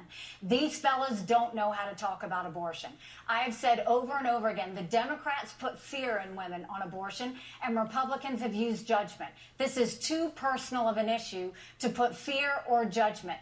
Our goal should be, how do we save as many babies as possible and support as many moms as possible? That's what we're going to focus on doing. We're not going to demonize this issue anymore. We're not going to play politics with this issue anymore. We're going to treat it like the respectful issue that it is. And the tropes that you want to talk about, you keep saying, where is anybody talking about putting a woman in jail or giving her the death penalty? South Carolina. There is legislation right now that would put a woman in jail if she got an abortion. Thank you, Governor. That's why I say that. And then we'll go on to their stances on healthcare in general and mental health specifically. Start this with healthcare. Neither of you has released a detailed healthcare plan, so we want to give the voters here some insight into specifics of what you might do as president. Governor Haley, as governor of South Carolina, you chose not to expand Medicaid under Obamacare. 40 states, including this one where we are in Iowa, did expand Medicaid, covering more than 18 million Americans. As president, would you allow those states to keep their expansions in place? Well, the first thing is we have to look at the fact that how can we be the best country in the world with the most expensive health care in the world? And so the way we're going to deal with it is we're going to open it all up. from the hospitals to the insurance companies to the doctor's offices to the pharmaceuticals to the PBMs, make them have to show us everything. Because right now, I can tell you, we take care of my parents. They're 87 and 90. My dad is in the hospital right now. When my mom was in the hospital, a nurse came up to her to give her a couple of Tylenol. And she said, I don't need them. And she said, honey, you might as well take them because you're going to pay for them anyway. When we got the bill from the hospital, no one talked to us about that. Right now, you have insurance companies and hospitals deciding what it is for us. We're going to take the patient out of the back seat and put them in the driver's seat. We're going to make sure that just like when you get your car fixed and you go and they say we can give you a temporary fix, and it'll cost this much money, or we can give you a permanent fix and it's going to cost that much money. We're going to go and make it transparent so that we can see everything so that they have to show us their warts. The second thing is we're going to pass tort reform around this country. I did that in South Carolina. Doctors don't give you those 10 tests because they want to. It's for the 90% chance they'll get sued. And then we're going to go and eliminate certificate of need in this country. I did that in South Carolina as well. That basically says if you have a hospital here, you can't have another hospital for X number of miles. They do the same thing for surgical centers, for nursing homes. We're going to put competition back in healthcare so that healthcare is fighting for the patient. That way services go up and costs go down. Governor Haley, just a 15-second point of clarification. Would you allow the states that accepted Medicaid expansion to keep that? So the problem with Medicaid is it needs to be sent down as block grants. Governors can best decide how to do that, whether they need to use it towards mental health, whether they need to use it towards support services. Right now, I would send all of that down to the states. The problem is they're only sending a small portion of it. They need to send more of that so the states can better take care of it. Governor DeSantis, your response on whether you would allow Iowa and the other 39 states who accepted Medicaid expansion to keep it? Well, I've spoken with a lot of folks here in Iowa, and we need health care that's accessible, that's affordable, and that's accountable, and particularly an emphasis on mental health. In every corner of this state, everywhere I've traveled in the campaign, people are really concerned about mental health with the kids in schools, people that are coming out of service to our country, with veterans. We're going to put a big emphasis on mental health. I've actually delivered on some of these things in Florida. We got accountability for the pharmacy benefit middlemen that are causing your drug prices to go up. So we have transparency and consumers pay less. And I just beat the federal government to allow the state of Florida to buy prescription drugs from Canada, which is 25 cents on the dollar what our prescription drugs cost. I want seniors to be able to do. And then finally, we need to upend this COVID and medical authoritarian regime that we saw going around this country during COVID. It's wrong to force vaxes like the COVID shot and say people are going to lose their jobs. That is not going to ever happen on my watch. Trust Governor me. DeSantis, the same 15-second I think what you do is you block grant the program and then let states run the way they see fit to do. But I can tell you this. Expanding Medicaid leads to less private coverage. It doesn't necessarily increase access to quality care. I want to actually people get good health care. It's not just about a sheet of paper if you don't get any good doctors. Thank you, Governor. You're entitled for that. Governor DeSantis mentioned mental health. Let's talk about that. There is a mental health crisis in this country. An estimated 58 million Americans suffer from some type of mental illness. Governor Haley, you say the mental health crisis is a, quote, cancer that no one has dealt with. What do you think is causing the crisis, and what would you do to fix it? Well, I think we saw it exacerbated by COVID. I mean, with the school lockdowns and everything else, we see young people now with more anxiety, stress, and depression than ever before. 1 in 3 people right now suffer from mental health issues. But if treated, they can live a perfectly normal life. The problem is we don't have enough mental health therapists. We don't have enough mental health treatment centers. We don't have enough addiction centers. And if you happen to be lucky enough to get one of those 3, insurance doesn't cover it. We have got to start dealing with this because it's become a huge issue. And that's why we need to have more telehealth so that people can get the mental health care they need right when they need it. We need to have mental health counselors in schools so that they can identify when a child has a problem, that they can get the help that they need. But right now, we've got to get access to care. And that's, again, why I want to move those federal programs down to the state level, because states know they need more mental health support. They're not getting the dollars to do it. We don't don't need DC bureaucrats handling that. We need this on the ground so that we can get the mental health centers, get the therapists, and get the help that people need so that they can be healthy again. Governor DeSantis, you said right here in Iowa this summer that closing mental health institutions, a policy supported by Ronald Reagan, was a mistake. As president, would you restore federal funding to those mental health institutions? Yes, we need more people in institutionalized settings, unfortunately. But, Governor Haley mentioned, I think correctly, the devastating mental health consequences for these school closures, a lot of things that happened during COVID. I never recalled seeing her out there fighting the fight. I was on the front lines on that. Governor Kim Reynolds was on the front lines on that. We fought back against the biomedical state. We were attacked by the media. We were attacked by the pharmaceutical companies. We were attacked by the left, attacked by Fauci. We stood and we helped people, and Iowa and Florida had the best schools opening in the entire pandemic because we led. That's what you want to do. Now, in terms of mental health, I run into veterans here in Iowa, and I think we have a significant problem with veterans, particularly the post 9/11 veterans. And we know the stats on suicide. It's really, really sad. And as a fellow veteran, as president, I have to put that issue on the front burner. We can't keep turning a blind eye to what's happening to our vets. It's not going to be done just through the VA. And it can't be done just by pumping people with pharmaceuticals. If a veteran has post-traumatic stress, you need more than just that. So we're going to use the VA to link veterans with resources that are throughout our country. For example, in Florida, we have an organization that trains service dogs to be able to be paired with veterans with post-traumatic stress. They understand the symptoms, they mitigate it, and you know what? The suicide rate is close to zero as a result of that. We got to think bigger than these bureaucracies, and we've got to be there for our vets and their mental health. And back to the Granite State to hear the Democrats' views on health care as well. For a number of years now, polls indicate the number one public health and safety issue Granite Staters are facing is the crisis of addiction. Certainly New Hampshire's not alone. Fentanyl, though, surpassing numbers of those lost in Vietnam overall. It's a real problem. Again, Ms. Williamson, to you, do you think we're nearing a point where a public health emergency needs to be declared along the lines of the COVID-19 pandemic? Whether we declare it or not, drug addiction is a public health emergency, and that is the way we need to treat it. We need to stop treating drug addiction as a criminal issue. We need to treat it as a health issue. Most addicts want to get sober. We have spent $1 trillion since 1971, the beginning of the drug war, which was bogus to begin with, and Richard Nixon knew that. It has not in any way solved the problem. It has exacerbated it. Among other things, 46% of our federal prisoners are nonviolent drug offenders. They should be home with their children. For the $100 billion that we spend now on the drug war, we can have a world-class network of recovery options. Many presidents have a drug czar. I want to have a recovery czar. I want to bring recovery, getting people back their lives on the issue of addiction as on everything else in order that we can begin again. That will, by the way, release the energy, the resources, and the bandwidth that we need to go after the one that's the real problem, and that is fentanyl. Thank you, ma'am. Congressman? Well, of course we have an addiction problem in this country because we have economic despair, we have hopelessness, we have anger, disenfranchisement, oppression. It's part of the human condition, and prohibition usually never works. We're also a country that spends $1 trillion a year, back again, to the military budget. And yet we're suffering the loss of 100,000 Americans to addiction overdoses, 50,000 to gun violence.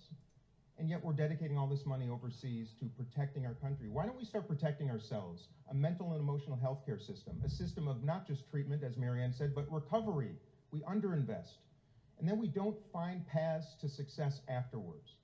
This is about being a compassionate country, a country that cares, but most importantly, a country that solves problems. And as a member of Congress for 3 terms, let me tell you, the dysfunction is obscene, all predicated on the fact that the entire culture is predicated on returning to your seat in Congress, not solving problems. There's no reward for it. That's the only reason I've torpedoed my career, to step out of that nonsense, lead the country as its executive, and tell you the truth, saying the quiet part out loud. Something the Republican debate touched on, but the Democrats didn't really go into, was the issue of crime in America. Thank you. I want to turn to the issue of crime. The majority of Americans describe crime in the U.S. as either extremely or very serious. Recent data show crime rates falling but some violent crime rates do remain high. Governor Haley, former President Trump suggested that he might try to stop violent crime by deploying U.S. troops to Democratic-run states and cities, something he could potentially do under the Insurrection Act. Is that something that you would do as president? What I would do is, first of all, defund sanctuary cities. It's hugely important that we do that.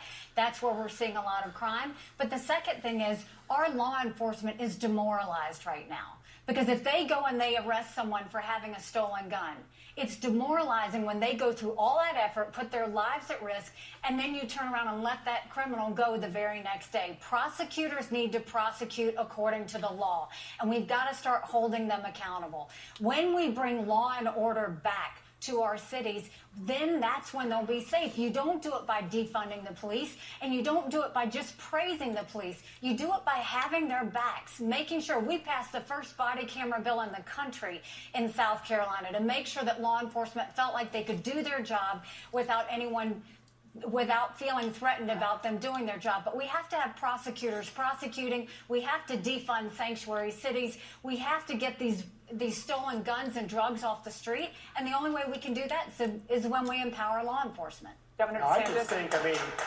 that quote from the former President Trump is a little bit rich because he was president during the worst rioting in the modern history of this country, the BLM riots in the summer of 2020. When I saw that happening in Minneapolis, in Florida, I called out the National Guard. We had state law enforcement deployed. We said, you're not burning down our cities in this state. And you know what? It didn't happen. He sat in the White House and tweeted law and order, but he did nothing to ensure law and order. As your president, I will never let our cities burn. You have every right to stop this runaway rioting as president. In fact, you have a duty. Now, on the Democratic side, the moderator challenged the candidates to describe why they were the best choice to beat Biden and succeed in the general. Marianne Williamson got her full answer in, but there was a problem with the stream and Dean Phillips got cut off. Ma'am, we'll start with you. Why are you the person that can beat Joe Biden and then win the presidency? We are not going to win the presidency by warning people about Donald Trump. People who like Donald Trump, they're going to vote for Donald Trump. The way we're going to win in 2024, first of all, let me tell you what the danger is for Democrats. The danger for Democrats is not people voting for Donald Trump. We could indict him 91 more times. They're going to vote for Donald Trump. The danger is people staying home. The danger is people staying home if the Democratic Party does not become once again unequivocal advocates for the working people of the United States. I'm the one because I'm going to offer people a better life, an economic U-turn, a new beginning, a way to actually make your life better. Someone who's, Congress has been the problem. They would say that only those who know how to be part of that system that drove us into this ditch should possibly be considered qualified to lead us out of this ditch. But the problem is not that we don't have enough political car mechanics in Washington. The problem is that we're on the wrong road. I'm the one to offer to people what I have done for the last 40 years. I have worked with people in times of crisis and despair. And the American people are in a time of constant crisis today and constant despair. I know about helping people endure a time of crisis and transform a time of crisis by saying the truth. The truth is that short-term profit maximization for huge corporations is now the bottom line. It now supersedes humanitarian values. It supersedes the safety, the health, and the well-being of the American people. In me, you'd have a president who says it like it is, lays it down like it is, and does something about it, and it's not just talk. Don't do it. Hold it. I appreciate it. We try to keep it around a minute. Take as much time as you'd like on this, sir. I believe I'm the type of president our country needs. And that is because I'm dedicated to repairing this country, to celebrating people of all races, religions, politics, geographies. I'm disgusted by both parties having divided this nation. Angertainment would have us actually believe we're more divided than we really are. There's a reason I'm the second most bipartisan member out of 585 elected officials in Washington and our governors. I care deeply. I will wake up every single morning trying to repair our country. I also have unusual experience. I built companies. I've been working in the private sector almost my whole life. I was the board chair of a health system. I was a regent at a university. I chaired the board of a philanthropic foundation. So I know the nonprofit world. And now I'm a third-term member of Congress. I have seen everything. And I see why things are not working in Washington. Why did Donald Trump win? A lot of people like the fact he was a businessman, but he gave business people like me a bad name. I've never declared bankruptcy. I've never had my philanthropy shut down because of unethical behavior in New York. I've not been indicted 4 times. My goodness, everybody. I can bring this country together. I have business experience. I attract independents. I flipped a district that had been red for 60 years. 60 years. Once the stream was restored, he seemed to be in the middle of discussing climate-related topics, so we'll let him wrap up on that and roll right into the Republican debate where they also talked about these issues. All of you with the cost of that transition. And look, we did not leave the Stone Age because we ran out of rocks. We came up with better ways to do things, and we know what those things are. Wind. Wind is the least expensive form of electricity generation right now in the United States. Why? Because of federal investments and subsidies to create the technology. We know how to do it, but we should be a common sense country that migrates our way there so you are not burdened with costs. That's why I favor carbon fee and dividend. We put a price on carbon, we give an incentive to move to fossil fuel-free economies, and we return the proceeds to the people who are economically impacted by it. But we operate on incentives and disincentives, and this government has done a terrible job to migrate to the decency and the fossil fuel-free economy that we need. Turning to the topic of climate, 2023 was the hottest year ever recorded on Earth, and Americans are already feeling the impact. Just yesterday, the National Oceanic and Atmospheric Administration reported that the U.S. experienced 28 weather and climate-related disasters that cost at least $1 billion last year, another record. Governor DeSantis here in Iowa, massive flooding has left farmers underwater. In Florida, rising seas threaten coastal cities. You have taken action in your home state to mitigate the problems of rising seas. But as president, would you do anything to deal with the underlying cause, which scientists agree requires cutting carbon emissions? So on day one as president, we take Biden's Green New Deal, we tear it up and we throw it in the trash can. It is bad for this country.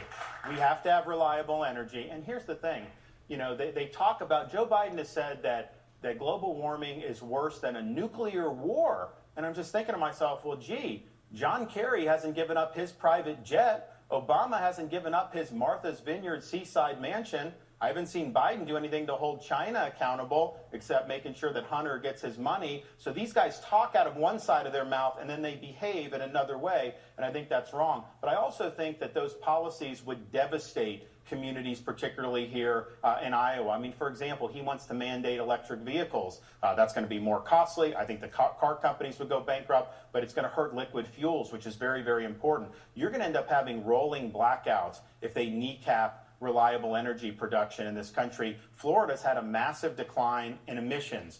Wasn't because of a single mandate.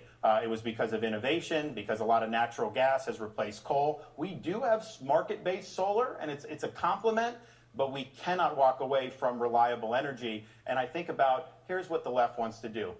They want to take away your freedom, and they want you to pay more for everything. We need you to pay less for energy, and we need to make sure people can innovate. We cannot have these mandates, and they'll be gone the day I'm president. So, Governor, just a point of clarification, 15 seconds. Recent research at the University of Iowa ties these floods in Iowa to the rise in greenhouse gases. And here's the thing, Jay, let me just ask the question. As president, would you do anything to deal with this underlying cause? Innovate. And here's the thing. China is building 2 coal plants a week. You can do everything Biden wants to do, and you're going to have way more of what China's increasing it. So why would we be cutting off our nose to spite our face? China is the problem here, and so hold them accountable. Thank you, Governor. Don't hold the American people. Thank you, Governor. Governor Haley, as president, would you do anything to deal with the underlying cause of the floods and other climate disasters, which scientists agree requires cutting carbon emissions? I mean, first of all, regardless of what party, everybody wants to have clean air, clean water. They want a world that they can pass on to their kids that's going to be healthy and all of that. But it's how do we do that? I think the first thing we have to understand is you don't deal in extremes. When I was at the United Nations, the reason I took us out of the Paris Climate Agreement was because President Obama had put all these mandates down on our businesses, but they didn't do anything to hold China and India to account. Those are the 2 countries we have to really go to if we care about the environment, that we go and make them be held accountable. The second thing is we'll roll back all of Biden's green subsidies because they're misplaced. Rather than putting anything towards innovation on what we can do on nuclear fusion and other things that reduce emissions, which there are things out there, to go and have everybody have to drive an electric car by 2035. That's not even smart. One, because, which, by the way, Ron took Biden's stimulus money and did charging stations all throughout Florida. I wouldn't have taken the stimulus money. But what that does is basically we don't have the infrastructure. And I'm not just talking about charging stations.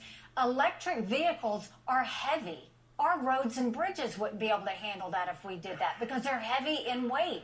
And so we have to be smart about the way we do that. Not to mention 70% of the batteries in electric cars are made in China. So Biden gave this massive windfall to our #1 national security threat. If we're going to do it, innovate it, transition, and do it the right way, not in extremes. Thank you. Both debates had some content related to education in America. First, the Republicans discussed primary schooling, with the Democrats focused more on college level and student debt.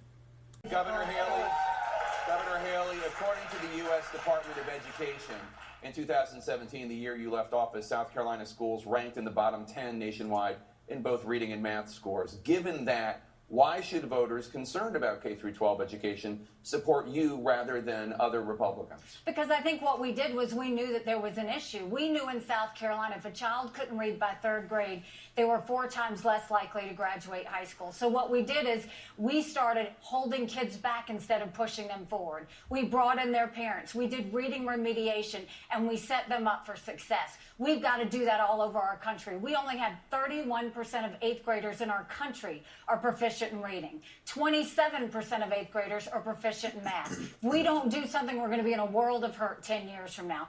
That's why I want to take as many federal programs from D.C. as we can and send them down to the state level. Think education. We can move a lot of K-12 programs down to the state level, reduce the strings that are attached, and that way states can handle it themselves. People in Iowa know best what types of education they need. Secondly, parents should decide what types of education their children get, what mode of education. And we should have complete transparency in the classroom. No parent should ever wonder what's being said or taught to their child in the classroom. That's why we'll have all of the curriculums online for every parent to see.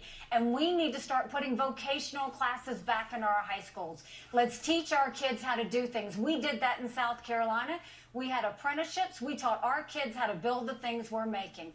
When we start putting education back in the states and away from D.C., that's when we'll start to see that we're going back to the basics. We're doing what parents want, and we're doing what the industry in that state needs. Well, thank you, Governor DeSantis. I'm coming to you right now. Governor DeSantis, you have supported limits on what subjects can be taught and how, including American history, in Florida schools. You have also made it easier to remove books from public school libraries. You say you want to, quote, make America Florida.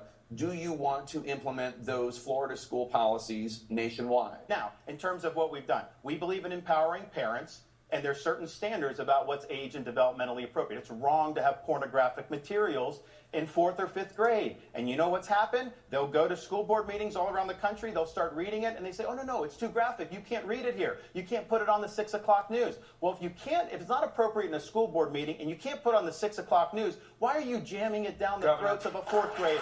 So, Governor, just the point of clarification, do you want to implement Florida's education policies nationwide? It depends on the policy. School choice, universal, yes. I don't want a nationalized curriculum. I think that that's a bottom-up thing. I want to get rid of the Federal Department of Education, get that weight off the backs of the state and local governments. But we are going to do nationwide scholarships through the corporate tax credits, and that's going to bail out a lot of poor kids throughout this country. Governor Haley? You know, I have fought for school choice in my entire career because I think parents know their children best, and I think we should always do that. That's why we passed charter school legislation in our state. That's why we empowered homeschoolers in our state. That's why we changed the funding formula so we lifted up challenged areas without bringing down the wealthy areas. We wanted school choice. I had a Republican legislature that wouldn't do it. But we pushed hard to get that done. That doesn't mean that we shouldn't do it across the country, but what we have to do is we have to make it state-centric. We've got to get these programs down to the state level. We've got to let the focus be on teachers. Teachers right now have to be the guidance counselors, the pastors, the nurses, and everything in between. And oh, by the way, they have to teach to a test. That's not what teachers want. Teachers want to do what they were taught to do. And that means math, science, reading, history, English, arts. That's it. Schools can't be all things to all kids. They need to let the parents parent. They need to let teachers teach. And we need to go back to the basics in education so we get our kids ready. So my question is, how, as president, how would you address this rising cost, and how would you fund that initiative? So Olivia, first and foremost, we should be a nation that ensures that young people who have an interest in higher education to pursue their American dream can do so without being burdened by debt. $1.7 trillion, $90 billion a year in interest. It is obscene. If we are a country of freedom and liberty and capitalism, we should be investing in education, not tormenting and burdening people with extraordinary amounts of debt. Near term, I'd like to absolve the debt of anybody who has it and is willing to pursue a career in some type of public service by serving our country somehow. I think we should start with that. How to pay for college to make sure no one has to? I would take the top 15 endowments of the top universities in America have $326 billion. What should we do? It's time for an excise tax, the Ivy League excise tax. That alone can help pay for college for everybody, because the aggregation of that money is obscene, absurd, and it has got to be shared. Please, keep your... I like the idea of that excise tax, but let's look at the larger picture here. We should be setting our young people up to win, not cutting them off at their knees. How predatory is that we have turned the desperation of young people to simply self-actualize and better their lives into a profit center?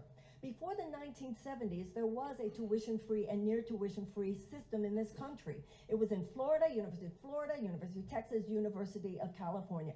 And then this ugly unholy economic alliance between banks and lending companies and an educational institution and the government in order to create these loans. It is predatory. It is preying on our young people. That's why I will use the Higher Education Act to get rid of them completely.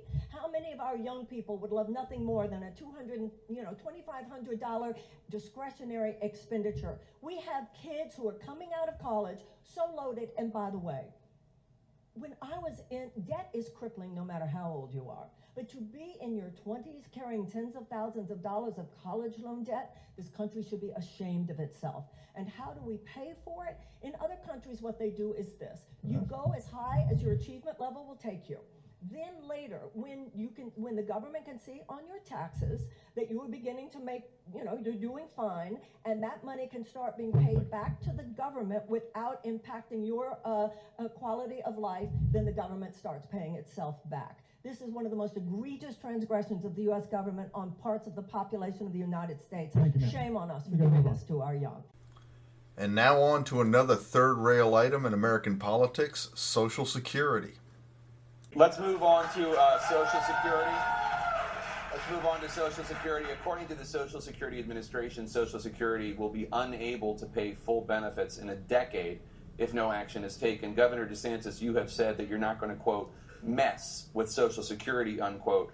Does that mean you have committed to never raising the retirement age and never cutting benefits? So all seniors out there, promise has been made to you. You've paid into this. Every single paycheck that you've had your entire life, they've taken money out of, and that promise needs to be fulfilled. So that will happen when I'm president. Of course, I have a lot of seniors in Florida that depend on Social Security. I know many of them, and I think back to my own grandmother who lived till 91. Social Security was her sole source of income. So promise made, promise kept. On the retirement age, it used to be people would say, well, life expectancy is going up. Shouldn't it mirror that? Well, the problem now in the last 5 years is life expectancy is going down. So I don't see how you can raise the retirement age when our life expectancy is collapsing in this country. That's a huge problem in and of itself. I'll work with both sides of the aisle. We'll work on something for the long-term strengthening, but I am not going to mess with seniors' benefits. In this high inflation environment, groceries are going through the roof. Rent is going through the roof, all these staples, and you get a cost of living adjustment, but that's not enough to cover the costs that have been increased. So seniors are really strapped, particularly those that are on fixed income, and they have to know that we're going to deliver when it comes to their Social Security check. Now, we're going to get inflation down. We're going to get energy costs down. There's going to be a lot of things that are going to help seniors, but I think seniors should know promise made will be a promise kept. So just a point of clarification, 15 seconds. removing current seniors from the equation, you're not saying that you're committing to never raising the retirement age or cutting benefits. I would never raise the retirement age in the face of declining life expectancy. I mean, I think that would be really bad. I mean, just think about it. That hurts blue-collar folks. You get taxed your entire life. Life expectancy's down. You may not even be recouping very many benefits. And so life expectancy is declining. That's a big problem. Governor Haley? 3 years in a row, he voted to raise life expectancy to 70 years old. 3 years in a row. So now suddenly he's going to tell you because he's running for president he's not going to do it. You can't trust him. What I'll tell you, Social Security is going to go bankrupt in 10 years. Medicare is going to go bankrupt in 8. He talks about taking care of seniors. Right now, Florida is the inflation hotspot. It's the highest cost of living of any state in the country. Seniors are having to leave because they can't afford it. What I'll tell you we have to do is we have to keep our promises to seniors, but we also can't put our head in the sand.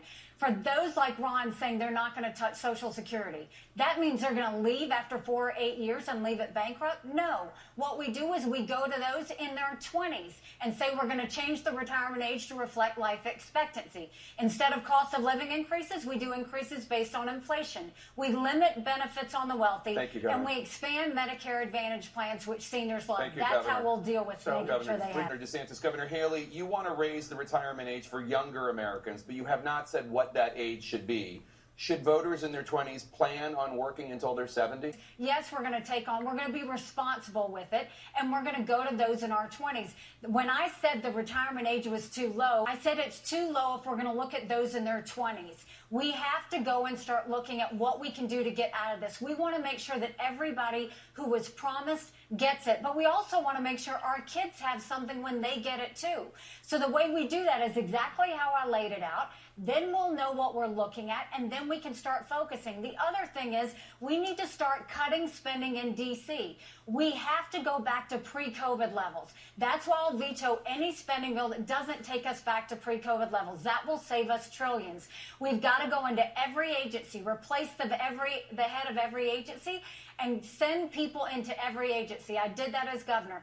Pull down old regs, pull down old programs, get rid of any problem children, and clean those agencies out and get them mission focused. There is a lot of waste in D.C.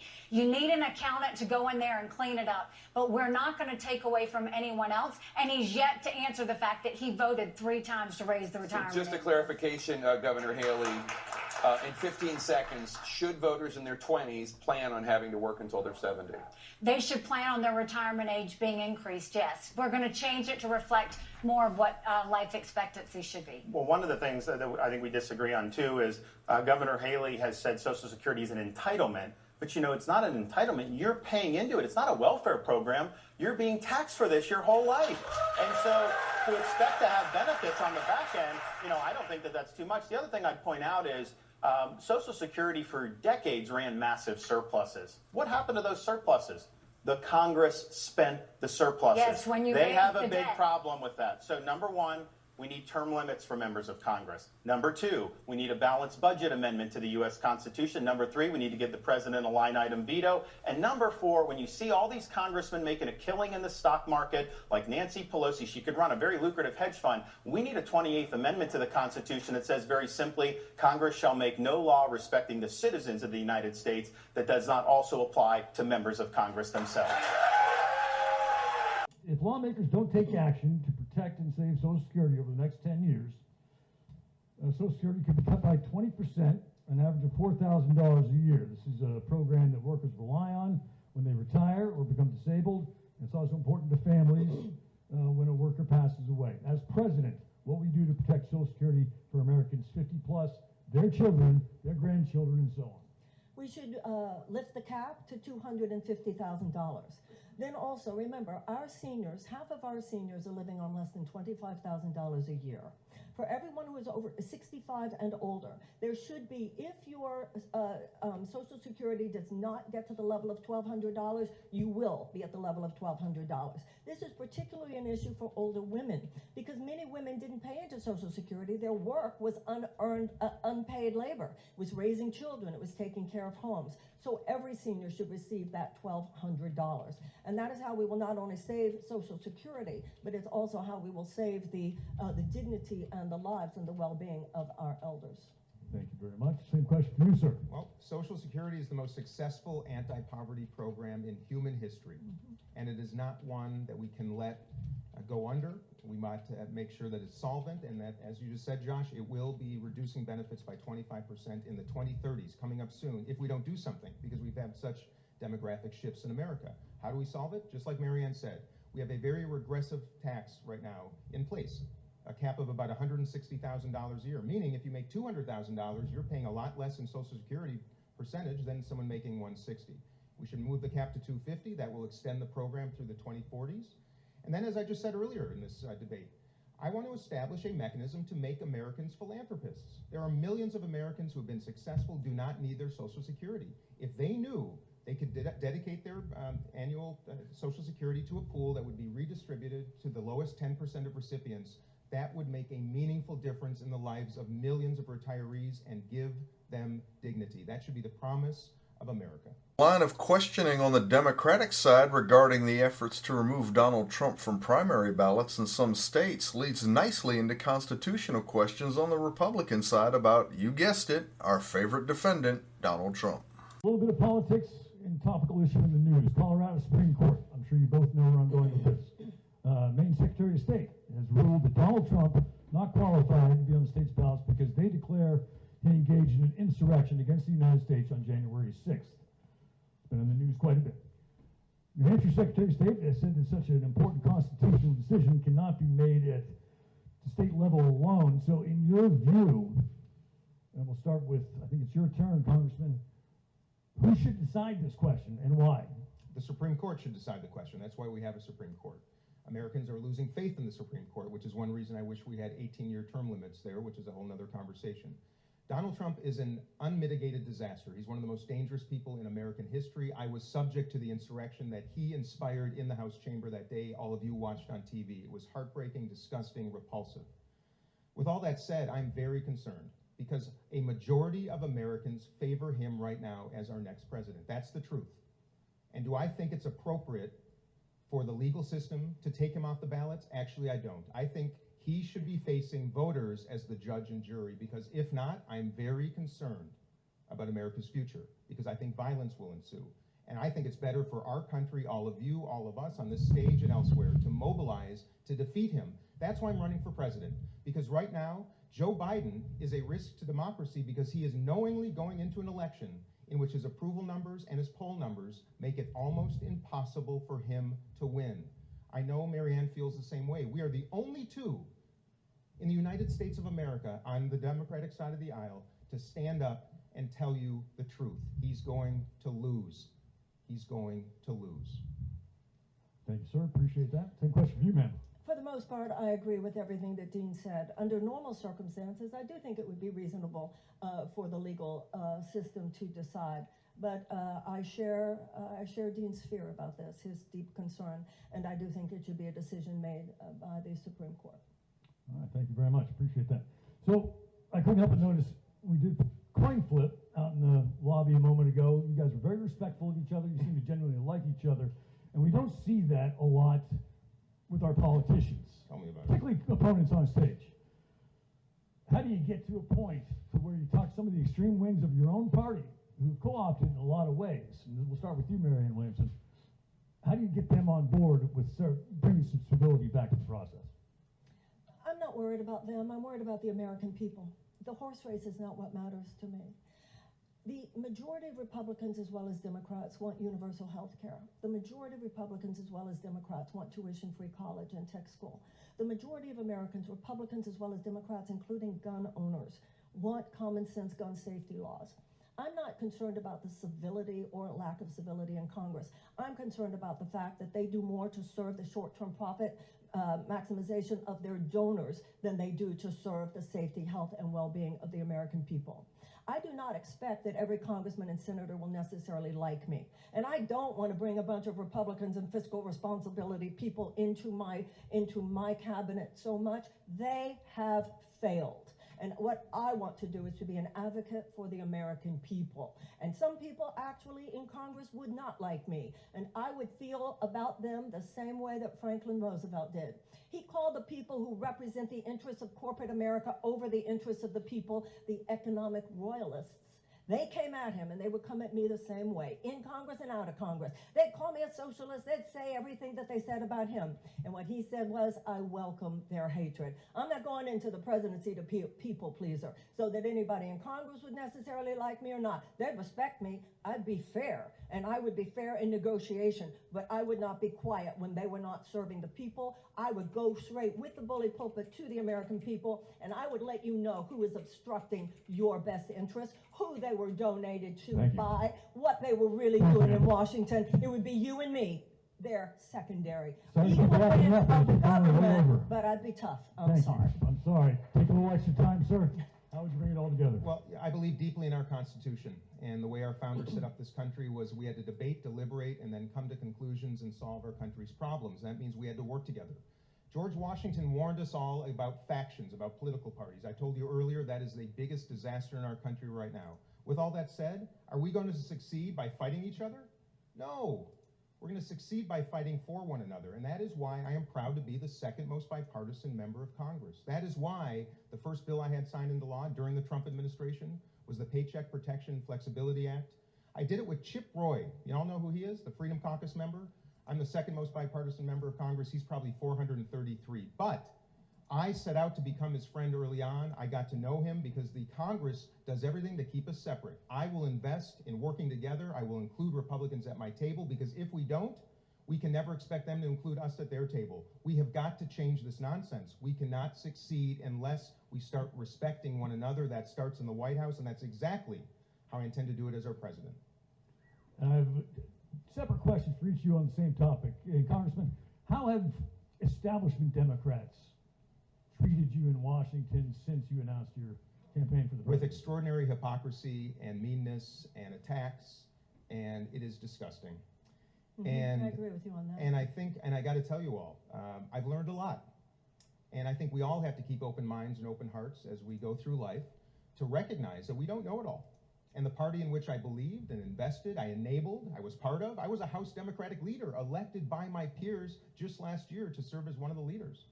I went from a darling to a devil.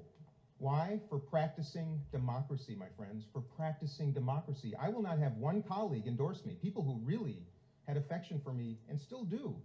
They can't do that because every one of them wants to get reelected and they don't want the Democratic Party to do to them what they're doing to me. Why do you think that Marianne and I are the only ones on the stage right now? Because people who actually aspire to lead the free world were too afraid to be on the stage for what the Democratic Party would do. The pain, it's hard. The pain is hard, but it is nothing like the pain being experienced by so many Americans, and I will persevere, I will take it, and I will take it all the way to the White House. Great. Thank you, sir. Appreciate that. Please hold your applause. Ms. Williamson, along the same lines, we have to ask you a question. Listen, I mean, obviously the DNC has made their decision in a lot of ways. You're not being considered by establishment Republicans. This is the first and only debate that you've had. How do you go down there, achieve your agenda, while also breaking up some of the probably hurt feelings of members of your own party? The president does not have a magic wand. The president is not supposed to have a magic wand. As Dean himself pointed out, we have three co-equal branches of government. We've had Republican presidents who overreached and abused presidential power.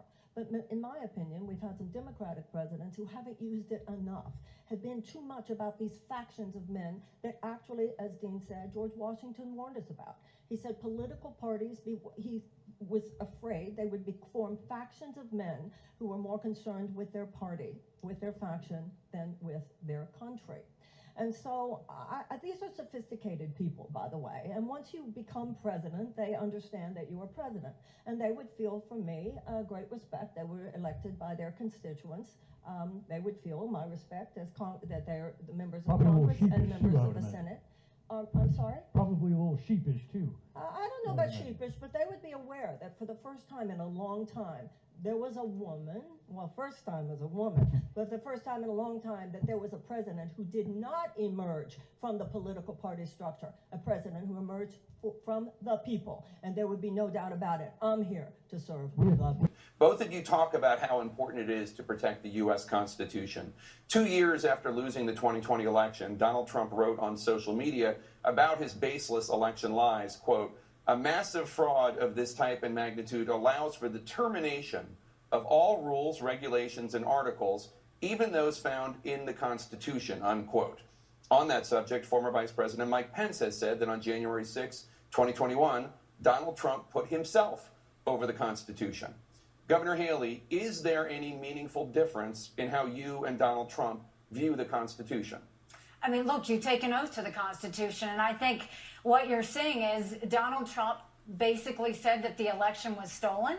He went on and on talking about the election being stolen. He said that January 6th was a beautiful day. I think January 6th was a terrible day, and we should never want to see that happen again. And I think we have to always be strong on the fact that, look, we want fair elections, and we saw some discrepancies in those elections in 2020 that should be concerning. That's why I passed voter ID in South Carolina. That's why I think when absentee ballots go out, you should be able to verify signatures. That's why I think ballots need to be counted on Election Day, and you should get results on Election Day. But that election, Trump lost it. Biden won that election, and the idea that he's gone and carried this out forever to the point that he's going to continue to say these things to scare the American people are wrong. We've seen a lot of states come together and do more election integrity bills. We need to do more than that. We still have 3 or 4 states that I'm worried about that don't have that. But at the end of the day, I will always defend and fight for the Constitution. That's what we should do as Americans. I think what happened on January 6th was a terrible day, and I think President Trump will have to answer for it. So just a clarification, Governor. Is there any meaningful difference in how you and Donald Trump view the Constitution? Well, I mean, I think that he says January 6th was a beautiful day. I don't think it was a beautiful day. I think you look at that. He thinks that he could go and bring in the fact that he wanted to change what the states did, the fact that he wanted to overturn the elections in D.C., those votes happen at the state level. You don't ever allow in D.C. for those votes to be changed at the federal level. Governor. States' rights matter. Thank you, Governor. Governor DeSantis, is there any meaningful difference in how you and Donald Trump view the Constitution? My role model for how to do the Constitution is George Washington. He said, "The Constitution is the guide that I will never abandon." And I remember when I took an oath to be an officer in the U.S. Navy, you raise that hand, you put that left hand on the Bible. And it's interesting, the oath doesn't say that you're going to defend the shores of the United States or engage in military conflict. The oath simply says that you will support and defend the Constitution of the United States. As President of the United States, you will preserve, protect, and defend the Constitution of the United States. You can't just terminate the Constitution. I mean, I know he does, word vomit from time to time on social media, but obviously I will uphold the Constitution. And I think it's fine to criticize Donald Trump, and I know the media brings this up a lot. But you know who else deserves to be criticized? The people that violated the Constitution during COVID, to lock people out of schools, to destroy businesses, to force masks on people, to try to force vaccines. I'm going to bring a reckoning to all these agencies, the CDC, the NIH, the FDA. They harm people in this country. And when Dr. Fauci said there was no learning loss for kids, that's a disgrace. Thank you, Governor. There's a reckoning coming. So let's talk about how you view the powers of the presidency, because your opponent, Donald Trump, was in court yesterday for a hearing on presidential immunity. And Governor DeSantis, I'm wondering if you agree with the argument that Donald Trump's lawyer made in court that a president should have immunity for any conduct in office, including, as the judge asked, ordering the assassination of a political rival, unless the president gets impeached and convicted by the Senate for the offense first. Well, obviously, that attorney gave the case away on that explanation. I think the D.C. Circuit is going to rule against Donald Trump on that issue. I'm not exactly sure what the outer limits are. I don't think it's necessarily been litigated. It's not going to be an issue with me because I'm always going to follow the Constitution, and we're going to uphold the best traditions of the office. And I'm going to be a president you can be proud of. I think it's important that people be able to look to the president and say, hey, that's somebody that's worthy of emulating. And so my wife and I, we just view ourselves to try to do well for our kids and to make sure they're proud of us and we set a good example. So that's what we would do in that situation. But I think there's a larger issue Republicans have got to think of. Donald Trump's going to lose that appeal. He's going to end up going to trial in front of a stacked left-wing D.C. jury of all Democrats. What are the odds that he's going to get through that? And that's even talking about the validity of the charges. I don't think he gets through that. And so what are we going to do as Republicans in terms of who we nominate for president? If Trump is the nominee, it's going to be about January 6th, legal issues, criminal trials. The Democrats and the media would love to run with that. I'm not running for my issues. I'm running for your issues. We need to make this election a referendum on the failures of Joe Biden, the failures of the Democratic Party, and how we have the formula to engineer a great comeback for this country. That's what I would do. Thank you, Governor. Governor Haley. Governor Haley, your response? I'm sorry, I didn't hear the question. The question was, do you agree with the argument Donald Trump's lawyer made in court that a president should have immunity for any conduct, including ordering the assassination of a political rival, unless that president is impeached and convicted by the Senate for that offense first? No, that's ridiculous. That's absolutely ridiculous. I mean, we need to use some common sense here. You can't go and kill a political rival and then claim, immunity from a president. I think we have to start doing things. What I do think we need to look at is, what has President Trump done? You look at the last few years, and our country is completely divided.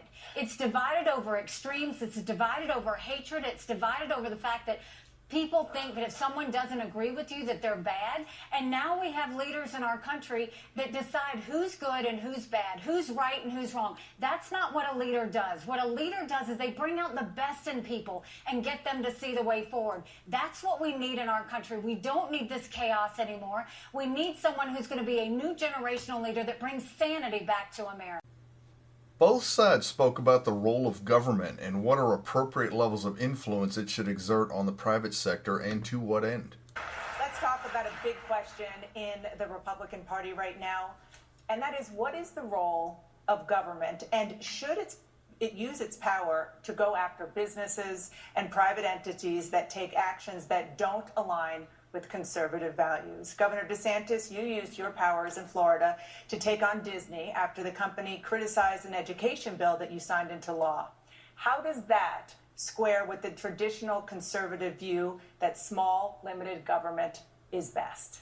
The proper role of government, if it means anything, it's to protect our kids. And I've stood for the innocence of our kids. It is wrong. It is wrong to sexualize the curriculum. It's wrong. And look, my wife and I, we've got a first grader, a kindergartner, and a preschooler. This is something that's important to us personally. It's wrong to tell a kindergartner, like Disney wanted to do, that you can change your gender, or tell a third grader that you're born in the wrong body. So I stood up against, the media didn't like it, the left didn't like it, and Disney didn't like it, and they're the 800-pound gorilla in the state of Florida. Most people, most corporate Republicans would have caved. I stood and I fought for the kids.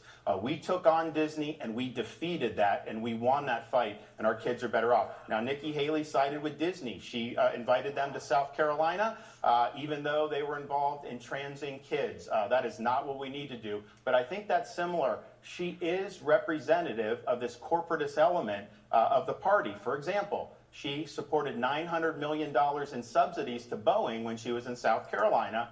And then when she got out of office, she took a seat on their board and she made millions of dollars. Then she gave speeches, paid speeches to a lot of Wall Street interests, didn't publish what she said. We don't know what she promised them.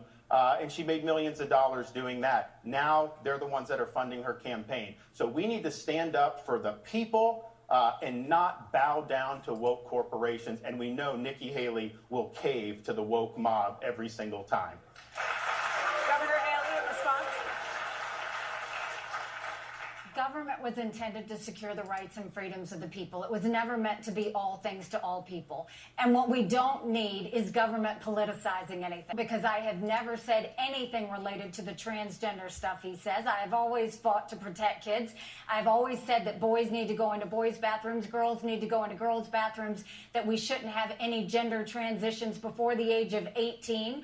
Just like we don't have tattoos before the age of 18, we shouldn't have gender transformation or puberty blockers. But I will tell you that it's really interesting that Ron talks about this Disney, because Disney has been woke for a long time. They were against the immigration situation that Trump was doing. They were against the Paris Climate Agreement when I did it. They were against the pro-life bill in Georgia. Ron didn't have any problem with that. As a matter of fact, he gave them the largest corporate subsidies in Florida history. He had a tech exemptions that he didn't give any tech exemptions to anybody but Disney. Yet when they went and criticized him, he got thin-skinned and suddenly started to fight back. We don't need government fighting against our private industries. Well, we are not woke in South Carolina. I will always invite businesses to come to South Carolina. But the one thing you don't do is government doesn't bully our businesses, and that can't happen. And Ron is determined. Anybody that offends him, he goes after them, and he'll use government. We have time for one more question before we get to closing statements. The hour goes by fast. In response to the rising cases of flu, COVID-19, respiratory illnesses, mask recommendations and mandates have returned in 6 states already, mostly at hospitals.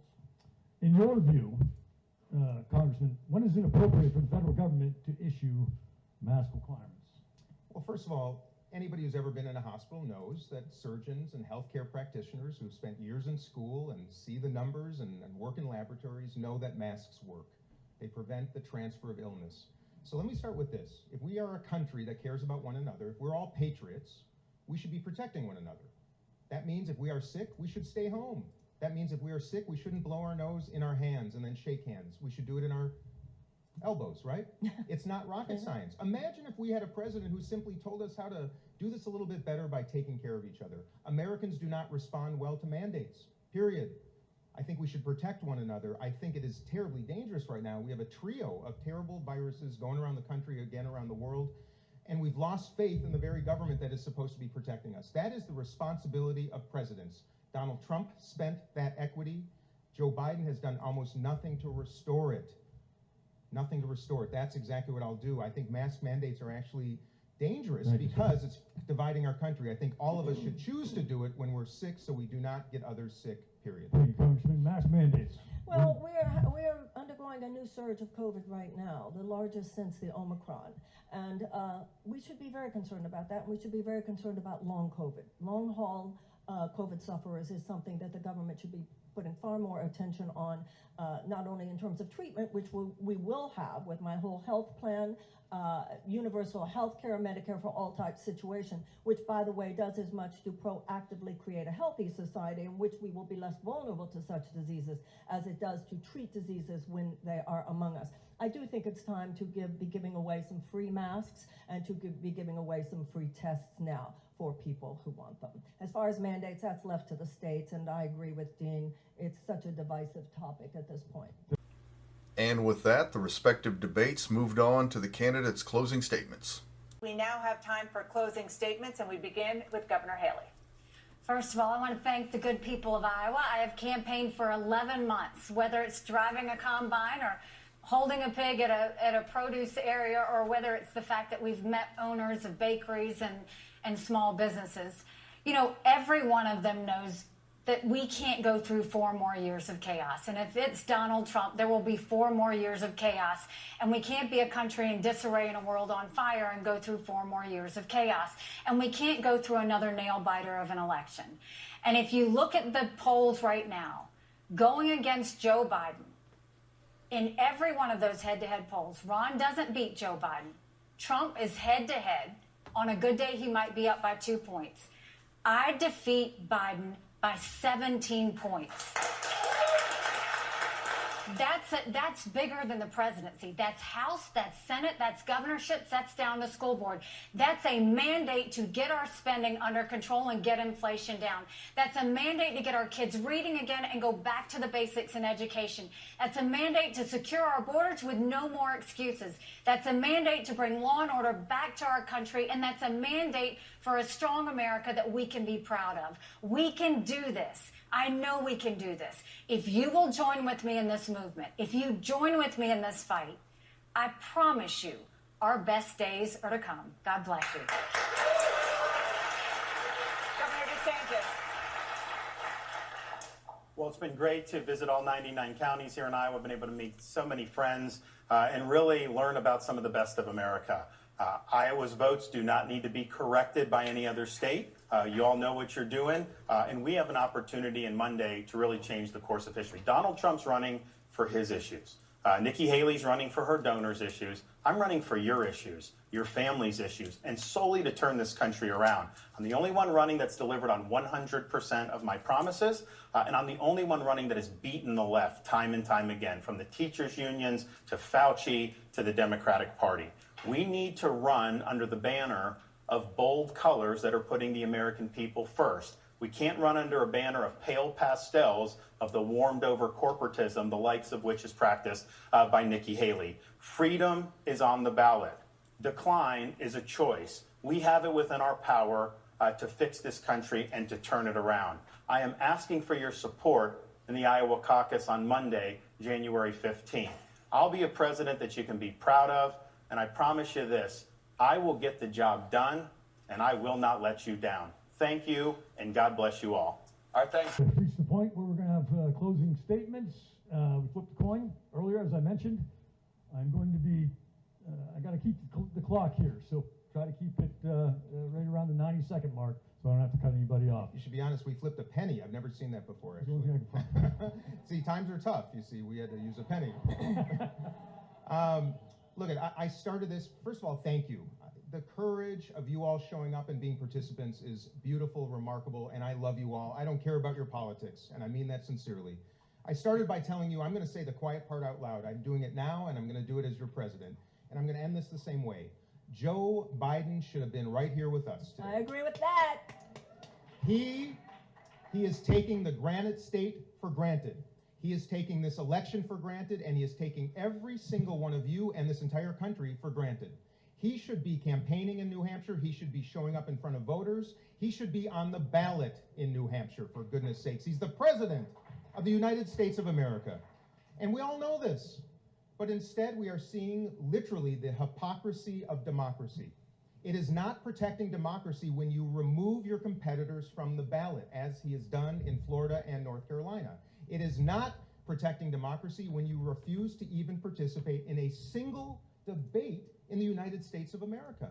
It is not protecting the soul of the nation when the nation is more divided than ever. And it is not protecting us when we have an unmitigated disaster at our border and 60% of Americans are living paycheck to paycheck and 40% cannot afford a $400 emergency. That is not protecting democracy. That's actually why democracy is failing right now, all around the world, because people cannot maintain their lives. It's too expensive. So that's why I'm running for president. That's why I'm in Congress. I'm trying to create change. And I will be that change, a new generation to represent all of you. Some of you will be in my White House because I need you. If you're ready for it, please go to dean24.com. I would love for you to join the Dean team, join this movement, and replace the past, and let's move to the future. Thank you, everybody. Thank you very much. 1 second. You can pause all you want in a moment. Please take your time. We don't need another political car mechanic. The problem is that we're on the wrong road. We don't need another technocrat. We need someone with vision. We have very difficult problems in this country today. And in addition to all the threats to democracy that Biden has spoken about and that Dean has spoken about, such as the president not even being here, the greatest threat to our democracy is the destruction of the American middle class and the failure of our government to restore it. This is tough. This is a very difficult time. But we have had ancestors who rose to the challenge before. We responded to slavery with abolition. We responded to the institutional suppression of women with the women's suffrage movement. We responded to the Gilded Age with the establishment of organized labor, and we responded to segregation with the civil rights movement. It's our turn now. We will respond to the institutional greed of a matrix of corporate overlords. That is how we will get out of this mess. We need an economic U-turn. I don't want to go to Washington and fight for you. I want to go to Washington and co-create with you a new chapter in American history.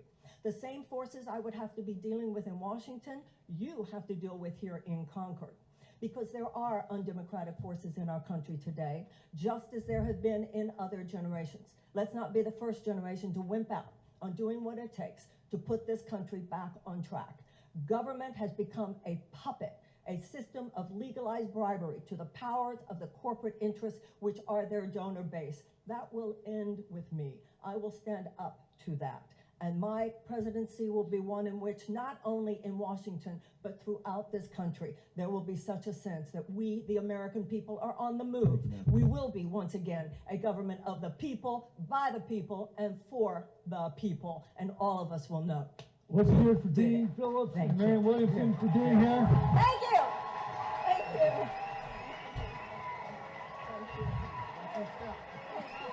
Thank you all for joining us here today. For those listening on Sirius XM. Have a great night. Don't forget to vote. And that was Dueling Debates, folks.